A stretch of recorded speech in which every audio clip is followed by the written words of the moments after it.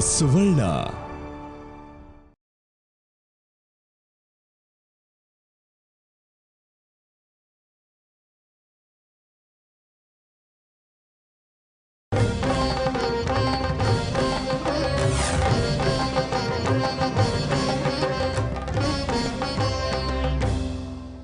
ನಮಸ್ಕಾರ. ಸುವರ್ಣ ವಾಹಿನಿಯ ವೀಕ್ಷಕರಿಗೆಲ್ಲ ಶುಭೋದಯ. ತಥಾಸ್ತು ಕಾರ್ಯಕ್ರಮಕ್ಕೆ ಆತ್ಮೀಯವಾದ ಸ್ವಾಗತ.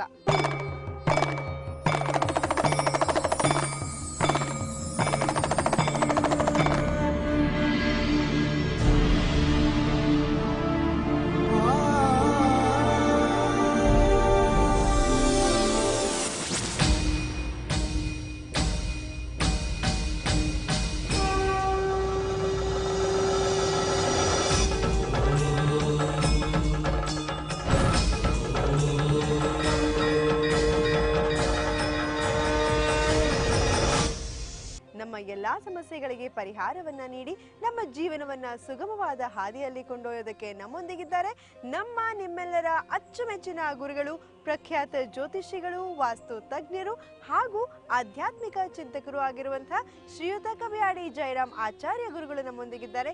ಬನ್ನಿ ಗುರುಗಳು ಇವತ್ತು ನಮಗೆ ಏನೆಲ್ಲ ತಿಳಿಸ್ಕೊಡ್ತಾರೆ ಅಂತ ಕೇಳೋಣ. ಗುರುಗಳೇ ನಮಸ್ಕಾರ, ಕಾರ್ಯಕ್ರಮಕ್ಕೆ ಸ್ವಾಗತ. ನಮಸ್ಕಾರ, ಕೃತಜ್ಞತೆಗಳು. ಗುರುಗಳೇ, ಇಂದು ಯಾವ ಒಂದು ಪ್ರಾರ್ಥನೆಯೊಂದಿಗೆ ಕಾರ್ಯಕ್ರಮವನ್ನ ಪ್ರಾರಂಭಿಸ್ತಾ ಇದ್ದೀವಿ? ಗುರುವಾರ ರಾಮದೇವರ ಪ್ರಾರ್ಥನೆಯೊಂದಿಗೆ ಇಂದಿನ ಕಾರ್ಯಕ್ರಮವನ್ನು ಪ್ರಾರಂಭ ಮಾಡೋಣ.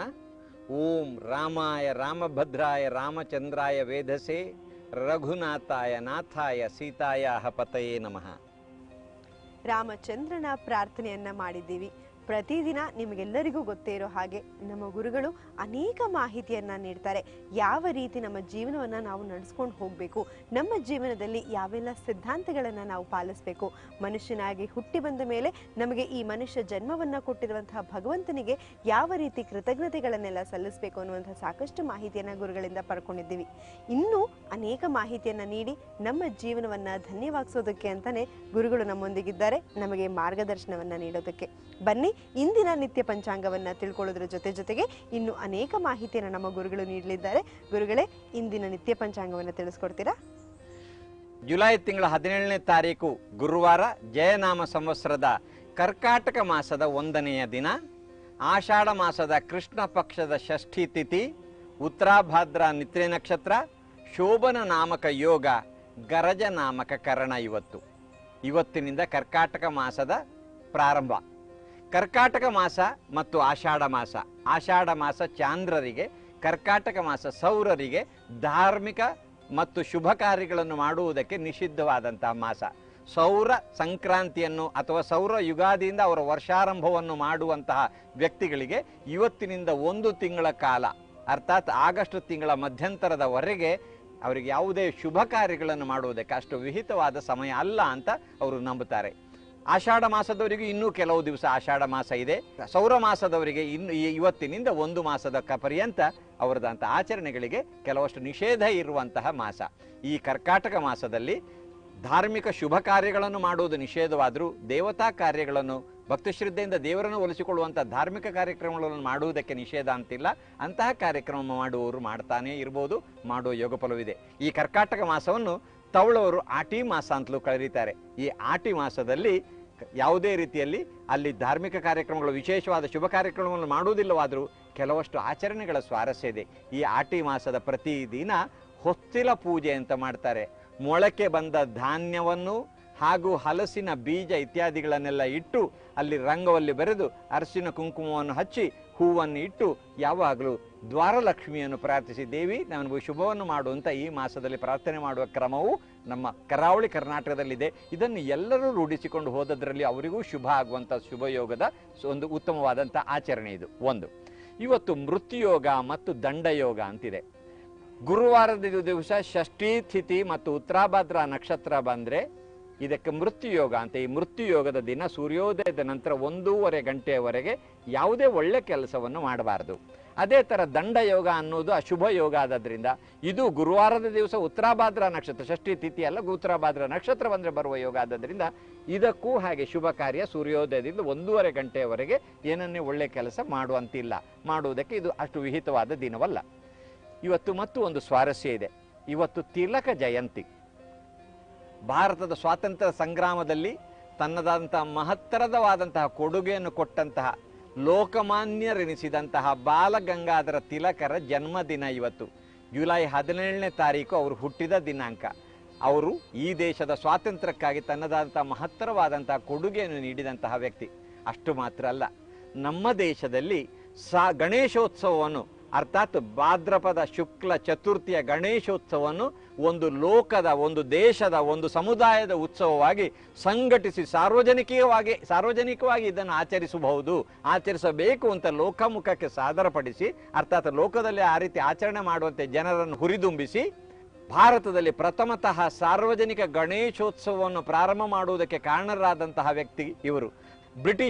ಬ್ರಿಟಿಷರ ಆಡಳಿತದ ದೆಸೆಯಿಂದ ಅವರ ದಾಸ್ಯ ಸಂಕಲೆಗೆ ತುತ್ತಾಗಿದ್ದಂತಹ ಭಾರತ ಮಾತೆಯನ್ನು ಸ್ವತಂತ್ರಗೊಳಿಸುವಲ್ಲಿ, ಭಾರತ ಮಾತೆಗೆ ಸ್ವಾತಂತ್ರ್ಯವನ್ನು ಗಳಿಸಿಕೊಡುವಲ್ಲಿ, ಅರ್ಥಾತ್ ಭಾರತ ಮಾತೆಯ ಪುತ್ರಿಯರಾದಂತಹ ಭಾರತದ ಎಲ್ಲರಿಗೆ ಸ್ವಾತಂತ್ರ್ಯದ ಬದುಕನ್ನು ನೀಡುವಂತಹ ಪ್ರಯತ್ನ ಮಾಡಿದಂತಹ ಹಲವಾರು ದೇಶಪ್ರೇಮಿ ಮಹಾತ್ಯಾಗಿ ಗಣ್ಯರಲ್ಲಿ ಒಬ್ಬರು ಬಾಲಗಂಗಾಧರ ತಿಲಕರು ಹೌದು.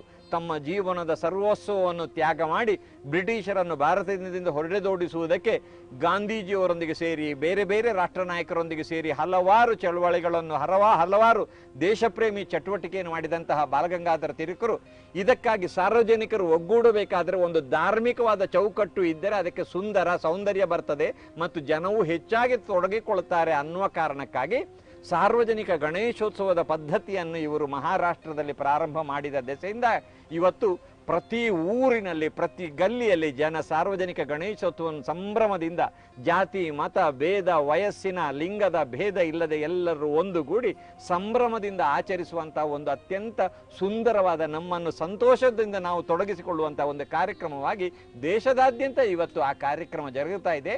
ಇದರದಂಥ ಅಸ್ಥಿಭಾರ ಹಾಕಿ ಪ್ರಾರಂಭ ಮಾಡಿದಂತಹ ವ್ಯಕ್ತಿ ಬಾಲಗಂಗಾಧರ ತಿಲಕರು.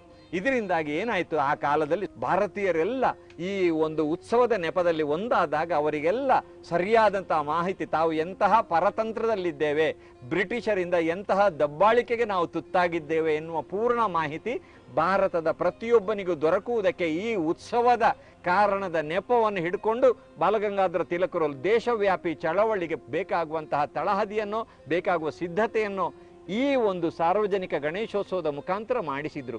ಅಂತಹ ಸಾರ್ವಜನಿಕ ಗಣೇಶೋತ್ಸವದ ರೂವಾರಿ, ಅದರ ಅಸ್ಥಿವಾರ ಹಾಕಿದಂಥ ರೂವಾರಿ, ಭಾರತ ದೇಶ ಸ್ವತಂತ್ರ ಆಗುವಲ್ಲಿ ತನ್ನದಾದಂಥ ಬಹುದೊಡ್ಡ ಕೊಡುಗೆಯನ್ನು ನೀಡಿದಂಥ ಮಹಾ ಸ್ವತಂತ್ರ ಸೇನಾನಿ ಎನಿಸಲ್ಪಟ್ಟಂಥ ಬಾಲಗಂಗಾಧರ ತಿಲಕರು ಹುಟ್ಟಿದ ದಿನ.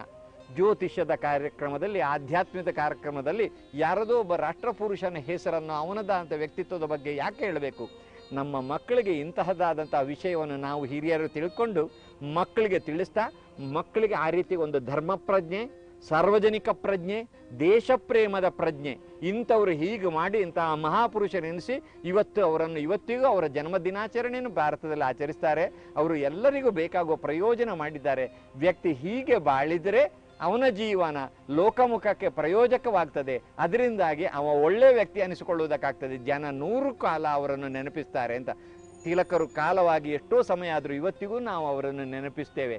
ಹಾಗಾದ್ದರಿಂದ ಇಂತಹ ಪುಣ್ಯ ಪುರುಷರ, ಧಾರ್ಮಿಕ ವ್ಯಕ್ತಿಗಳ, ಸಾಮಾಜಿಕ ವ್ಯಕ್ತಿಗಳ, ರಾಜಕೀಯ ವ್ಯಕ್ತಿಗಳ, ಒಳ್ಳೆಯ ವ್ಯಕ್ತಿಗಳದ್ದಾದಂತಹ ಕಥಾನಕಗಳನ್ನು ನಾವು ಮಕ್ಕಳಿಗೆ ನೀಡಿದರೆ ಮಕ್ಕಳಿಗೆ ಅಂತಹ ಜೀವನದ ಹುಮ್ಮಸ್ಸು ಬರುವುದಕ್ಕೆ, ಅವರ ವ್ಯಕ್ತಿತ್ವದ ರೂಪಣೆಗೆ, ಅವರು ಒಬ್ಬ ಸಜ್ಜನರಾಗಿ ಪ್ರಪಂಚ ಮುಖದಲ್ಲಿ ತಮ್ಮನ್ನು ಕಾಣಿಸಿಕೊಳ್ಳುವುದಕ್ಕೆ ಅವರಿಗೆ ಪ್ರಯೋಜಕವಾಗ್ತದೆ. ಇದು ಮಕ್ಕಳು ಕೇಳುವಂತೆಯೂ ನೀವು ಮಾಡಬೇಕು. ಇಲ್ಲ, ನೀವು ಕೇಳಿ ಈ ಕಥಾನಕಗಳನ್ನೆಲ್ಲ ಮಕ್ಕಳಿಗೆ ತಿಳಿಸಿದರೆ ಮಕ್ಕಳು ಜೀವನದಲ್ಲಿ ಒಂದು ಸಜ್ಜನರಾಗಿ ಸನ್ಮಾರ್ಗದಲ್ಲಿ ನಡೀತಾ ದೇಶಕ್ಕಾಗಿ ತಾನು ದುಡಿಬೇಕು. ಇಂತಹ ವ್ಯಕ್ತಿಗಳು ದುಡಿದು ಕಷ್ಟಪಟ್ಟು ನಮಗೆ ಸ್ವಾತಂತ್ರ್ಯ ಕೊಟ್ಟಿದ್ದಾರೆ. ಈ ಸ್ವಾತಂತ್ರ್ಯವನ್ನು ಉಳಿಸಿಕೊಳ್ಳಬೇಕು, ಅದನ್ನು ಬೆಳೆಸಬೇಕು. ಈ ದೇಶದಲ್ಲಿ ನಾವು ಸ್ವತಂತ್ರ ಪ್ರಜೆಗಳಾಗಿ ನೆಮ್ಮದಿಯಲ್ಲಿ ಬದುಕುವಂತೆ ಎಲ್ಲರೂ ಒಂದಾಗಿ ಬದುಕಬೇಕು. ಈ ಸಾರ್ವಜನಿಕ ಗಣೇಶೋತ್ಸವದ ಸಂದೇಶ ಇರುವುದು ಜಾತಿ ಮತ ಭೇದ ಇಲ್ಲ, ವಯಸ್ಸಿನ ಭೇದ ಇಲ್ಲ, ಲಿಂಗದ ಭೇದ ಇಲ್ಲ, ಎಲ್ಲರೂ ಒಂದಾಗಿ ಆಚರಿಸುವಂತಹ ಒಂದು ಕಾರ್ಯಕ್ರಮವಾಗಿ ಇದನ್ನು ರೂಪಿಸಿದ್ದಾರೆ ಅವರು. ಅದನ್ನು ನಾವು ಇವತ್ತು ಆಚರಿಸ್ತಾ ಎಲ್ಲರೂ ಅವರ ಉದ್ದೇಶ ಏನಿತ್ತು? ದೇಶಕ್ಕಾಗಿ ನಾವೆಲ್ಲ ಒಂದಾಗಿ ದೇಶಕ್ಕಾಗಿ ಒಳ್ಳೆ ಕೆಲಸ ಮಾಡುವುದಕ್ಕಾಗಿ ಸಂಘಟಿತರಾಗುವುದಕ್ಕೆ ಈ ಹಬ್ಬವನ್ನು ಬಳಸಿಕೊಳ್ಬೇಕು. ಸಂಘಟಿತರಾಗಿ ನಾವು ಪ್ರಜ್ಞಾವಂತರಾಗಿ ದೇಶಕ್ಕೆ ಒಳಿತಾಗುವ ಕೆಲಸ ಮಾಡಬೇಕು. ದೇಶದ ಒಳಿತು ಅಂದರೆ ನಮ್ಮ ಪರಿಸರದ ಸಮಾಜಕ್ಕೆ ಒಳಿತಾಗುವ ಒಳ್ಳೆ ಕೆಲಸ ನಾವೆಲ್ಲ ಒಂದಾಗಿ ಕೂಡಿದಾಗ ಮಾಡ್ತಾ ಹೋದರೆ ಅದೇ ಲೋಕಕ್ಕೆ ದೊಡ್ಡ ಪ್ರಯೋಜಕ ಆಗ್ತದೆ. ಈ ರೀತಿಯಾದಂಥ ಬದುಕುವ ಸಂದೇಶವನ್ನು ನೀಡಿದಂತಹ ಮಹಾಪುಣ್ಯಾತ್ಮ ತಿಲಕರು ಹುಟ್ಟಿದ ದಿನ ಇವತ್ತಾದ್ದರಿಂದ ಅದನ್ನು ನಾವು ಆಚರಿಸಬೇಕು, ನೆನಪಿಸಿಕೊಳ್ಳಬೇಕು. ಅವರ ಸನ್ಮಾರ್ಗದಲ್ಲಿ ನಾವು ನಡೆಯುವ ಉದ್ದೇಶವನ್ನು ಹೊಂದಬೇಕು ಅನ್ನುವುದಕ್ಕಾಗಿ ಇದನ್ನು ನಾವು ಸ್ಮರಿಸ್ತಾ ಇದ್ದೇವೆ. ನಾವೆಲ್ಲ ಸ್ಮರಿಸಿ ಅವರ ಆತ್ಮಕ್ಕೆ ಚಿರಶಾಂತಿಯನ್ನು, ಅವರದಂಥ ಮಹಾ ಆದರ್ಶ ನಮ್ಮದಾಗುವಂಥ ಸುಯೋಗವನ್ನು ಅವರೂ ದೇವರು ಕರುಣಿಸಲಿ ಅಂತ ಹಾರೈಸಬೇಕಾದದ್ದು ನಮ್ಮ ಕರ್ತವ್ಯ. ಆ ರೀತಿ ಆಗಲಿ ಅಂತ ಶುಭ ಹಾರೈಸ್ತೇನೆ. ಮತ್ತೆ ಮತ್ತೆ ಇಂಥ ಮಹಾನ್ ಚೇತನ ಹುಟ್ಟಿ ಬರಲಿ ಅಂತ ಆಶಿಸ್ತಾ ಈಗ ಒಂದು ಪುಟ್ಟ ವಿರಾಮವನ್ನು ತಗೊಳ್ಳೋಣ. ವಿರಾಮದ ನಂತರ ನಮ್ಮ ದಿನದ ರಾಶಿ ಫಲಗಳು ಹೇಗಿವೆ, ಇವತ್ತಿನ ದಿನ ನಮಗೆ ಏನೆಲ್ಲ ಕಾದಿದೆ, ನಾವು ಯಾವುದೆಲ್ಲ ಒಳ್ಳೆಯದನ್ನ ಬಯಸ್ಬೋದು ಅಥವಾ ಏನಾದರೂ ಅನಾಹುತಗಳು ಕಾದಿದೆಯಾ ತಿಳ್ಕೊಳ್ಳೋಣ ಒಂದು ವಿರಾಮದ ನಂತರ. ನೀವು ನೋಡ್ತಾ ಇದ್ದೀರಾ ಸುವರ್ಣ.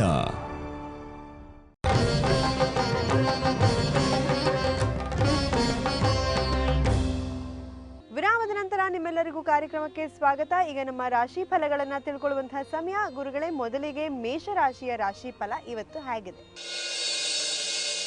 ಮೇಷರಾಶಿಯವರು ಇವತ್ತು ಹೊಸ ಚಿಂತನೆಯ ದುಡಿಮೆ ಮಾಡಿ ಯಶಸ್ಸನ್ನು ಗಳಿಸಲಿದ್ದಾರೆ. ಒಂದು ಹೊಸ ಪ್ಲ್ಯಾನ್ ಮಾಡಿ, ಹೊಸ ಯೋಜನೆ ಹಾಕಿ, ಹೊಸತಾದಂತಹ ಒಂದು ನಿರೀಕ್ಷೆಯೊಂದಿಗೆ ಒಂದು ಕೆಲಸಕ್ಕೆ ಪ್ರಯತ್ನ ಮಾಡಿದ್ದಕ್ಕೆ ಸರಿಯಾದ ಸೂಕ್ತ ಪ್ರತಿಫಲ ಸಿಗ್ತದೆ ಅವರಿಗೆ.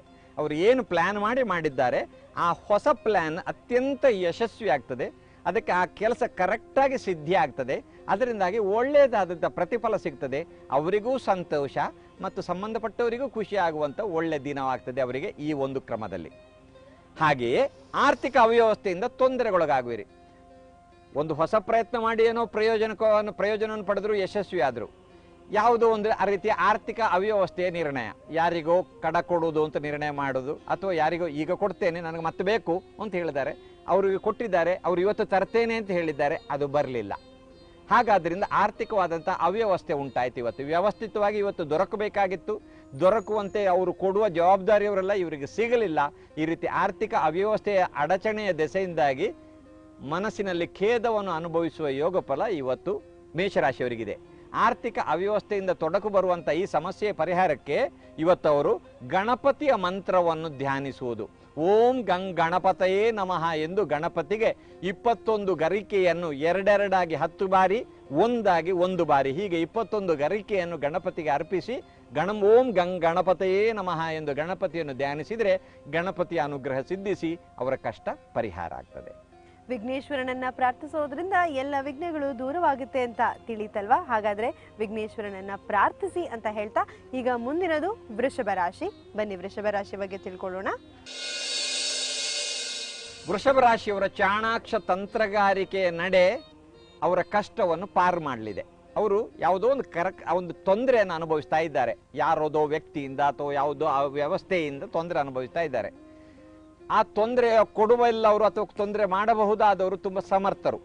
ಅದನ್ನು ಪರಿಹರಿಸಿಕೊಳ್ಬೇಕಾದ್ರೆ ಇವರಿಗೆ ಬಹಳ ಬುದ್ಧಿವಂತಿಕೆ ನಡೆಯಬೇಕು. ಯಾಕೆಂದ್ರೆ ಅವರನ್ನು ಎದುರು ಹಾಕೊಂಡ್ರೆ ತೊಂದರೆ ಆಗ್ತದೆ. ಅವರದಿಂದಾಗಿ ಆ ಕೆಲಸ ಆಗಬೇಕು ಅಥವಾ ಅವರ ತೊಡಕನ್ನು ಪರಿಹರಿಸಿಕೊಳ್ಳದೇ ಇದ್ರೆ ಇವ್ರ ಕೆಲಸ ಆಗೋದಿಲ್ಲ. ಹಾಗಾದ್ರಿಂದ ಚಾಣಾಕ್ಷ ನಡೆಯಿಂದ ಅವರಿಂದ ಉಪದ್ರ ಆಗದಿದ್ದಾಗ ಅವರನ್ನು ಸಮಜಾಯಿಷಿ ಮಾಡಿ ಇವರ ಕೆಲಸ ಮಾಡಿಸಿಕೊಂಡು ಜಯ ಗಳಿಸುವಂಥ ಯೋಗ ಫಲ ಇವತ್ತು ವೃಷಭ ರಾಶಿಯವರಿಗಿದೆ. ಕೆಳ ಹೊಟ್ಟೆಯ ವೇದನೆ ಉಲ್ಬಣಿಸಲಿದೆ. ವೃಷಭ ರಾಶಿಯವರಿಗೆ ಇವತ್ತು ಕೆಳ ಹೊಟ್ಟೆಯಿಂದ ಕೆಲವು ದಿವಸದಿಂದ ಒಂದು ಕೆಳ ಹೊಟ್ಟೆಯಲ್ಲಿ ಸ್ವಲ್ಪ ನೋವು ಏನೋ ಬರ್ತಾ ಇತ್ತು. ಆ ಕೆಳ ಹೊಟ್ಟೆಯ ನೋವು ಇವತ್ತು ಇನ್ನೂ ಸ್ವಲ್ಪ ಜಾಸ್ತಿ ಆಗಿ ಅವರು ಭೀತರಾಗುವ, ಅಯ್ಯೋ ಏನೋ ದೊಡ್ಡ ಕಾಯಿಲೆ ಇದೆಯಾ, ಒಂದು 2-3 ದಿವಸದ ಸ್ವಲ್ಪ ಇತ್ತು, ಏನು ದೊಡ್ಡದಲ್ಲ ಅಂತ ನಾನು ತಿಳ್ಕೊಂಡಿದ್ದೆ, ಇವತ್ತು ಬಹಳ ಜಾಸ್ತಿ ನೋವಾಗ್ತಾ ಇದೆಯೇ, ಏನೋ ಆಗ್ತದೆಯೋ ಏನೋ ಅಂತ ಭೀತರಾಗುವ, ವೈದ್ಯರನ್ನು ಕಾಣಬೇಕಾದ ಪರಿಸ್ಥಿತಿ ಒದಗಿ ಬರುವ ಪರಿಸ್ಥಿತಿ ಇವತ್ತು ವೃಷಭ ರಾಶಿಯವರಿಗೆ ಅವರದಾದಂತಹ ಕೆಳ ಹೊಟ್ಟೆ ನೋವಿನ ದೆಸೆಯಿಂದ ಬರುವ ಯೋಗ ಫಲ ಇದೆ. ಕೆಳ ಹೊಟ್ಟೆ ಯಾವ ಭಾಗದಲ್ಲಿಯೂ ನೋವು ಬರಬಹುದು. ಅಂತಹ ವೈದ್ಯಕೀಯವಾದಂತಹ ಸಂಬಂಧಪಟ್ಟಂಥ ದೇಹದ ಭಾಗ ಯಾವುದಿದೆ ಅಲ್ಲಿ ಬರಬಹುದಂಥ ನೋವಿನ ಆ ಸಮಸ್ಯೆಯ ಪರಿಹಾರಕ್ಕೆ ಇವರು ಸುಬ್ರಹ್ಮಣ್ಯ ಮಂತ್ರ ಜಪ, ಹಳದಿ ಹೂವನ್ನು 12 ಹಳದಿ ಹೂವನ್ನು ತೆಗೆದುಕೊಂಡು ಸುಬ್ರಹ್ಮಣ್ಯ ದೇವರು, ಷಣ್ಮುಖ ದೇವರನ್ನು ಧ್ಯಾನಿಸ್ತಾ, ಮನೆಯಲ್ಲಿದ್ದರೆ ಸುಬ್ರಹ್ಮಣ್ಯ ದೇವರ ಫೋಟೋ ಇದ್ದರೆ ಆ ದೇವರಿಗೂ ಅರ್ಪಿಸುವುದು. ಇಲ್ಲವಾದರೂ ಇವರು ಇರುವಂತಹ ದೇವರಲ್ಲಿ ದೇವರನ್ನು, ಮತ್ತೊಂದು ಸ್ವಾರಸ್ಯ ಇದೆ ನಮ್ಮ ಶಾಸ್ತ್ರದಲ್ಲಿ, ನಾವು ಯಾವುದೇ ವಿಗ್ರಹದಲ್ಲಿ ಯಾವ ದೇವರನ್ನು ಕಾಣಲಿಕ್ಕೆ ಬರ್ತದೆ. ನಾವು ಯಾವುದೇ ಒಂದು ದೇವರನ್ನು ಬೇರೆ ಬೇರೆ ಅಲಂಕಾರ ಮಾಡುವ ಪದ್ಧತಿಯು ನಮ್ಮ ದೇಶದಲ್ಲಿದೆ. ಅವರು ಪುರುಷ ದೇವರಾದರೂ ಸ್ತ್ರೀ ಅಲಂಕಾರ ಮಾಡೋದು, ಆ ಸ್ತ್ರೀ ದೇವರಾಗಿ ಅವರನ್ನು ಕಾಣುವುದು. ಉದಾಹರಣೆಗೆ ನನಗೆ ತಿಳಿದಂತಹ ಒಂದು ಕ್ಷೇತ್ರದಲ್ಲಿ 365 ದಿವಸ 365 ದೇವರುಗಳ ಅಲಂಕಾರ ಮಾಡಿ ಆ ದೇವರನ್ನು ಪೂಜಿಸುವ ಸ್ವಾರಸ್ಯ ಇದೆ. ಹಾಗೆ ಅಂತಹ ಒಂದು ರೀತಿಯಲ್ಲಿ ಇವತ್ತು ಮನೆಯಲ್ಲಿರುವ ಯಾವುದೇ ದೇವರಲ್ಲಿ ನೀವು ಸುಬ್ರಹ್ಮಣ್ಯನನ್ನು ಕಂಡು 12 ಹಳದಿ ಹೂವನ್ನು ದೇವರಿಗೆ ಅರ್ಪಿಸಿ, ದೇವರೇ ನನಗೆ ಅನುಗ್ರಹ ಮಾಡೋ ಸುಬ್ರಹ್ಮಣ್ಯ ದೇವರೇ ಅಂತ ಪ್ರಾರ್ಥಿಸಿದರೆ ಇವತ್ತು ವೃಷಭ ರಾಶಿಯವರಿಗೆ ಅವರ ಸಮಸ್ಯೆ ಬಗೆಹರಿತದೆ. ಶಕ್ತಿಯಿಂದ ಸಾಧಿಸೋಕೆ ಆಗದಂತಹ ವಿಷಯಗಳನ್ನ ಯುಕ್ತಿಯಿಂದ ಸಾಧಿಸಬಹುದು ಅಂತ ಹೇಳಿದ್ರು. ಆದ್ದರಿಂದ ನಿಮ್ಮ ಯುಕ್ತಿಯಿಂದ ನೀವು ಸಾಕಷ್ಟು ಸಾಧನೆಗಳನ್ನ ಮಾಡ್ತೀರಿ ಇವತ್ತು ಅಂತ ಗುರುಗಳು ಹೇಳಿದ್ದಾರೆ. ಇವತ್ತಿನ ಮೊದಲನೇ ಕರೆ ಯಾರು ಮಾಡಿದ್ದಾರೆ ನೋಡೋಣ. ಹಲೋ ಹಲೋ ಹಲೋ, ನಮಸ್ತೆ ಮಾ. ಹಲೋ, ನಾನ್ ನೀಲಮ್ಮ ಅಂತ ಮಾತಾಡ್ತಿರೋದು. ಹಾ, ಯಾರ ಬಗ್ಗೆ ಕೇಳ್ಬೇಕಾಗಿದೆ ಅಮ್ಮ ನೀವು? ನಮ್ಮ ಅಕ್ಕ ಬಗ್ಗೆ, ಮಗಳ ಬಗ್ಗೆ ಕೇಳ್ಬೇಕಿತ್ತು. ಈಗ ಗುರುಗಳಿದ್ದಾರೆ, ಗುರುಗಳೊಂದಿಗೆ ಮಾತಾಡಿ ಮಾತಾಡಿ. ಹಲೋ ಹಲೋ, ನಮಸ್ತೆ ಗುರುಜಿ. ನಮಸ್ಕಾರಮ್ಮ. ಏನ್ ಹೆಸರು ತಮ್ಮದು? ನಮ್ದು ನೀಲಮ್ಮ ಅಂತ. ಯಾರ ಬಗ್ಗೆ ಕೇಳಬೇಕಿತ್ತು ನಿಮಗೆ? ನಮ್ಮ ಮಗನ್ ಬಗ್ಗೆ ಕೇಳ್ಬೇಕಿತ್ತು. ಏನು ಹೆಸರು ಅವನದ್ದು? ಜಿ ನಿತಿನ್ ಅಂತ. ಜಿ ನಿತಿನ್ ಅಂತ. ಹಾ, ಚ ಚ ಜ ಜನ ಜ ಅಕ್ಷರದ ಯೋಗಫಲದಲ್ಲಿ ನೀವು ಇದ್ ಮಾಡಿದ್ದೀರಿ. ಇದಕ್ಕೆ ಅಧಿಪತಿ ಕುಜ. ಅವನ ಅಕ್ಷರದ ಆ ಹೆಸರಿನ ಯೋಗಫಲದಕ್ಕೆ ನೀವು ಇವತ್ತು ಅವನ ಹೆಸರು ಹೇಳುವಾಗಿನ ಪ್ರಥಮ ಅಕ್ಷರ ಜ ಅಕ್ಷರದ ಜ ವರ್ಣಮಾಲೆಯ ಜಿ ಅಕ್ಷರದಿಂದ ಹೇಳಿದ್ದೀರಿ. ಆದ್ರಿಂದ ಅದಕ್ಕೆ ಕುಜಾಧಿಪತಿ, ಅರ್ಥಾತ್ ಅದಕ್ಕೆ ಅವನದ್ದಾದಂತ ಚ ಚ ಜ, ಅದಕ್ಕೆ ವೃಶ್ಚಿಕ ರಾಶಿ ಕಾರಣ ಆಗ್ತಾನೆ. ಹಾಗಾದ್ರೆ ವೃಶ್ಚಿಕ ಲಗ್ನ ಅಂತ ಮಾಡಿದ್ರೆ ನಿಮ್ಮ ಮಗ, ಅವನಿಗೆ ವರ್ಷ ಎಷ್ಟಮ್ಮ ಅವನಿಗೀಗ? ಈಗ 17 years ಆಯ್ತು ಗುರುಜಿ ಅವನಿಗೆ. ಅವನು ಬಹಳ ಬುದ್ಧಿವಂತ ಇದ್ದಾನಮ್ಮ. ಆದ್ರೆ ನೀವು ಸಣ್ಣಂದಿನಲ್ಲಿ ಅವನನ್ನು ಕಂಟ್ರೋಲ್ ಸರಿ ಮಾಡ್ಲಿಲ್ಲ. ಹಾಗಾದ್ರಿಂದ ಓದುದ್ರಲ್ಲಿ ತುಂಬಾ ಇಂಟ್ರೆಸ್ಟ್ ಇಲ್ಲ ಇವನಿಗೆ. ಬುದ್ಧಿವಂತನಿದ್ದಾನೆ, ಸ್ವಲ್ಪ ಓದಿಸುವುದರ ಕಡೆಗೆ ಗಮನ ಕೊಡಬೇಕು. ಈಗ ಯಾವ ಕ್ಲಾಸ್ ನಲ್ಲಿ ಇದ್ದಾನೆ? ಓದ್ತಾ ಇದ್ದಾನ ಅವನು? ಡಿಪ್ಲೊಮಾ ಫಸ್ಟ್ ಇಯರ್ ಆಯ್ತು ಗುರುಜಿ, ಈಗ ಸೆಕೆಂಡ್ ಇಯರ್. ಅದನ್ನೇ ಅವನ ಜಾತಕ ಫಲದ ಪ್ರಕಾರ ಲಗ್ನಾಧಿಪತಿ ಕುಜ. ಅವ ಇಂಜಿನಿಯರಿಂಗ್ ಶಿಕ್ಷಣಕ್ಕೆ ಹೋಗಬೇಕಾದಂತ ಯೋಗ್ಯತೆಯ ಹುಡುಗ. ಆ ಇಂಜಿನಿಯರಿಂಗ್ ನ ಹಿಂದಿನ ಬಾಗಿಲಿನ ಡಿಪ್ಲೊಮಾ ಎಜುಕೇಶನ್ ಮಾಡ್ತಾ ಇದ್ದಾನೆ ಅವನು ಅದಕ್ಕಿಂತ ಉತ್ತಮದ ಶಿಕ್ಷಣಕ್ಕೆ ಹೋಗಬೇಕಾಗಿತ್ತು. ಆಯ್ತು, ಈಗ ಇಂಜಿನಿಯರಿಂಗ್ ಡಿಪ್ಲೊಮಾ ಮಾಡ್ತಾ ಇದ್ದಾನೆ. ಇಲ್ಲಿಯೂ ಸ್ವಲ್ಪ ಅವನಿಗೆ ಶ್ರದ್ಧೆ ಕಡಿಮೆ ಇದೆ, ಸ್ವಲ್ಪ ಹುಡುಗಾಟಿಗೆ ಇರ್ತದೆ, ಮಿತ್ರರೊಟ್ಟಿಗೆ ಸಮಯ ಯಾಪನೆ ಮಾಡೋದ್ರಲ್ಲಿ ಹೆಚ್ಚು ಇಂಟ್ರೆಸ್ಟ್ ಇರ್ತಾನೆ. ಅವನ ಬಗ್ಗೆ ಸ್ವಲ್ಪ ಕಂಟ್ರೋಲ್ ಮಾಡ್ಬೇಕಮ್ಮ. ಮತ್ತು ಅವನಿಗೆ ನೋಡೋಣ, ಶಿಕ್ಷಣದಿಂದ ನಿನಗೆ ಒಳ್ಳೆಯ ಭವಿಷ್ಯತ್ತು ಸಿಗುವ ಯೋಗ ಫಲ ಉಂಟು, ಚೆನ್ನಾಗಿ ಓದಬೇಕು ಅಂತ ಅವನಿಗೆ ಸರಿಯಾದ ವ್ಯಕ್ತಿಗಳಿಂದ ಹೇಳಿಸಬೇಕು. ಅದರೊಂದಿಗೆ ಅವನು ದುರ್ಗೆಯ ಮತ್ತು ಗಣಪತಿಯ ಧ್ಯಾನ ಮಾಡ್ತಾ ಇರುವಾಗ ಅವನಿಗೆ ಸೂಚನೆ ಕೊಡಬೇಕು. ಮಂಗಳವಾರ ಗಣಪತಿಯನ್ನು, ಶುಕ್ರವಾರ ದುರ್ಗೆಯನ್ನು ಧ್ಯಾನಿಸಬೇಕು, ಅಥವಾ ಸರಸ್ವತಿಯನ್ನು ಶುಕ್ರವಾರ ಧ್ಯಾನಿಸಬೇಕು. ಮಂಗಳವಾರ ಗಣಪತಿಯನ್ನು, ಶುಕ್ರವಾರ ಸರಸ್ವತಿಯನ್ನು, ಅಥವಾ ಗುರುವಾರ ಸರಸ್ವತಿಯನ್ನು ಧ್ಯಾನಿಸಬೇಕು. ಅವನು ಈ ದೇವರ ಧ್ಯಾನ ಮಾಡ್ತಾ ಇದ್ರೆ ಅವನಿಗೆ ಸ್ವಲ್ಪ ವಿವೇಕವೂ ಬರ್ತದೆ. ಅದರಿಂದಾಗಿ ಮುಂದೆ ಅವನಿಗೆ ಶಿಕ್ಷಣದ ಬಗ್ಗೆ ಒಲವು ಬರ್ತದೆ. ಒಳ್ಳೆ ಭವಿಷ್ಯ ಉಂಟು ಇವನಿಗೆ, ಒಳ್ಳೆ ನೌಕರಿ ಮಾಡುವ, ಮುಂದೆ ಒಳ್ಳೆ ಭವಿಷ್ಯ ಇರುವಂತ ವ್ಯಕ್ತಿ. ಆದ್ರೆ ಜವಾಬ್ದಾರಿಯುತವಾಗಿ ಅವ ಈಗ ನಡ್ಕೊಳ್ತಾ ಇಲ್ಲ. ಮುಂದೆ ಪಶ್ಚಾತ್ತಾಪ ಬಿಡುವ ಹಾಗೆ ಆಗಬಾರ್ದು. ಆದ್ರಿಂದ ನೀವು ಎಚ್ಚರ ವಹಿಸಬೇಕು, ಅವನು ಎಚ್ಚರ ವಹಿಸಬೇಕು. ಸರಿಯಾದ ವ್ಯಕ್ತಿಗಳಿಂದ ಮಾರ್ಗದರ್ಶನ ನೀಡಬೇಕು. ತಾಯಿ, ನಿಮ್ಮ ಮಗನಿಗೆ ಉತ್ತಮ ಭವಿಷ್ಯ ಇದೆ. ದೇವರು ಅವನಿಗೆ ಶುಭವನ್ನುಂಟು ಮಾಡಲಿ ಅಂತ ಶುಭ ಹಾರೈಸೋಣ. ನಮಸ್ಕಾರ. ಧನ್ಯವಾದಗಳು ನಿಮ್ಮ ಕರೆಗಾಗಿ. ಗುರುಗಳು ಹೇಳಿದ ಹಾಗೆ ನಿಮ್ಮ ಮಗನಿಗೆ ಎಲ್ಲವೂ ಶುಭವಾಗಲಿ ಅಂತ ನಾವು ಕೂಡ ಅವರಿಗಾಗಿ ಪ್ರಾರ್ಥನೆಯನ್ನು ಮಾಡ್ತೀವಿ. ಧನ್ಯವಾದ ನಿಮ್ಮ ಕರೆಗಾಗಿ. ಈಗ ಮುಂದಿನ ರಾಶಿ ಭವಿಷ್ಯಗಳ ಬಗ್ಗೆ ತಿಳ್ಕೊಳ್ಳೋಣ, ಆದ್ರೆ ಒಂದು ಪುಟ್ಟ ವಿರಾಮದ ನಂತರ. ನೀವು ನೋಡ್ತಾ ಇದ್ದೀರಾ ಸುವರ್ಣ.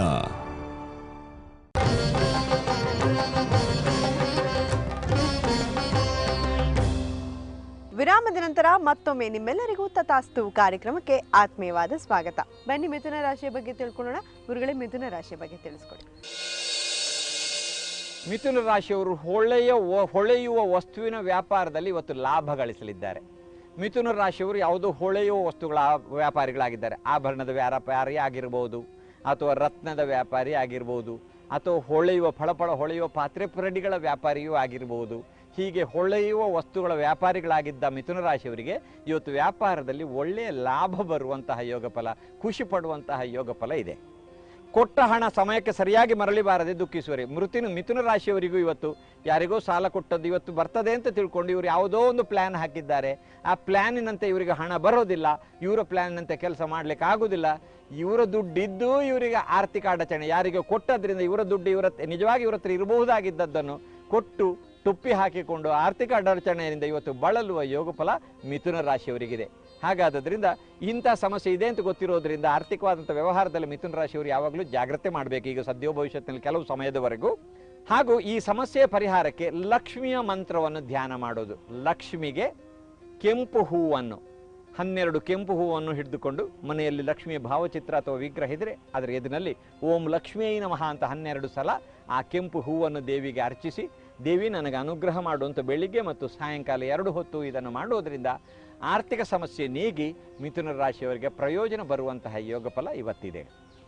ಮಿಥುನ ರಾಶಿಯವರು ಯಾವ ಪೂಜೆಯನ್ನ ಮಾಡಬೇಕು, ಯಾವ ದೇವರನ್ನ ಧ್ಯಾನಿಸಬೇಕು ತಿಳ್ಕೊಂಡ್ರೆ ಅಲ್ವಾ. ಈಗ ಮುಂದಿನದು ಕರ್ಕಾಟಕ ರಾಶಿ. ಗುರುಗಳೇ, ಕರ್ಕಾಟಕ ರಾಶಿ ಬಗ್ಗೆ ತಿಳಿಸ್ಕೊಡಿ. ಕರ್ಕಾಟಕ ರಾಶಿಯವರು ಇವತ್ತು ಶಾಸ್ತ್ರೀಯವಾದಂತಹ ಒಂದು ಪ್ರವಚನವನ್ನು ಕೇಳಿ ಧನ್ಯರಾಗಲಿದ್ದಾರೆ. ಯಾರೋ ಇವರ ಪರಿಸರದಲ್ಲಿ ಇವತ್ತು ಒಳ್ಳೆಯ ಪ್ರವಚನಕಾರರು ಯಾವುದೋ ದೇವಸ್ಥಾನದಲ್ಲಿ ಅಥವಾ ಯಾವುದೋ ಒಂದು ಮಠದಲ್ಲಿ ಅಥವಾ ಯಾವುದೋ ಶಾಲೆಯಲ್ಲಿ ಅಥವಾ ಸಭಾಗೃಹದಲ್ಲಿ ಯಾರೋ ಬಹಳ ಒಳ್ಳೆಯ ವಾಗ್ಮಿಗಳಾದಂತಹ, ಒಳ್ಳೆಯ ವಿಚಾರ ತಿಳಿದುಕೊಂಡಿರುವಂತಹ, ಆಧ್ಯಾತ್ಮಿಕವಾದಂತಹ, ಧಾರ್ಮಿಕವಾದಂತಹ, ಶಾಸ್ತ್ರೀಯವಾದಂತಹ ವಿಷಯದ ಬಗ್ಗೆ ನಿಖರ ಜ್ಞಾನವುಳ್ಳಂತಹ ಒಬ್ಬ ಮಹಾಮೇಧಾವಿ ಇವತ್ತು ಇವರ ಪರಿಸರದಲ್ಲಿ ಎಲ್ಲಿಯೋ ಪ್ರವಚನ ನೀಡಲಿಕ್ಕಿದ್ದಾರೆ. ಇವರು ಆ ಪ್ರವಚನ ಕೇಳುವ, ಆ ಪ್ರವಚನದ ಜಾಗಕ್ಕೆ ಹೋಗಿ ಅವರ ಪ್ರವಚನ ಕೇಳಿ ಇವರದಾದ ಜ್ಞಾನವೃದ್ಧಿಯನ್ನು ಹೊಂದಿ ಆ ವಿಷಯ ಸ್ವೀಕಾರದಿಂದ ಬಹಳ ಸಂತೋಷವನ್ನು ಅನುಭವಿಸಿ ಧನ್ಯರಾಗುವ ಯೋಗ ಫಲ ಕರ್ಕಾಟಕ ರಾಶಿಯವರಿಗಿದೆ. ಹಾಗೆ ಕರ್ಕಾಟಕ ರಾಶಿಯವರಿಗೆ ತಂದೆ ಮುನಿಸಿಕೊಂಡು ಮನೆ ಬಿಟ್ಟು ಹೋಗಿ ಬೇಸರವಾಗಲಿದೆ. ಇವರು ಜಾಯಿಂಟ್ ಫ್ಯಾಮಿಲಿಯಲ್ಲಿದ್ದಾರೆ. ಇವರು ಈಗ ಮನೆ ಆಡಳಿತ ಇತ್ಯಾದಿಗಳೆಲ್ಲ ನೋಡ್ತಾ ಇದ್ದಾರೆ. ಇವರ ತಂದೆ ರಿಟೈರ್ ಆಗಿದ್ದಾರೆ. ಅವರು ಸ್ವಲ್ಪ ಹಠವಾದಿ ವ್ಯಕ್ತಿ. ಇವರ ಮನೆಯಲ್ಲಿದ್ದಾರೆ. ಏನೋ ಇವರ ಮಾತು ಅವರಿಗೆ ಪಥ್ಯ ಆಗಲಿಲ್ಲ, ಇವರು ಹೇಳಿದ್ದು ಅವರಿಗೆ ಇಷ್ಟ ಆಗಲಿಲ್ಲ.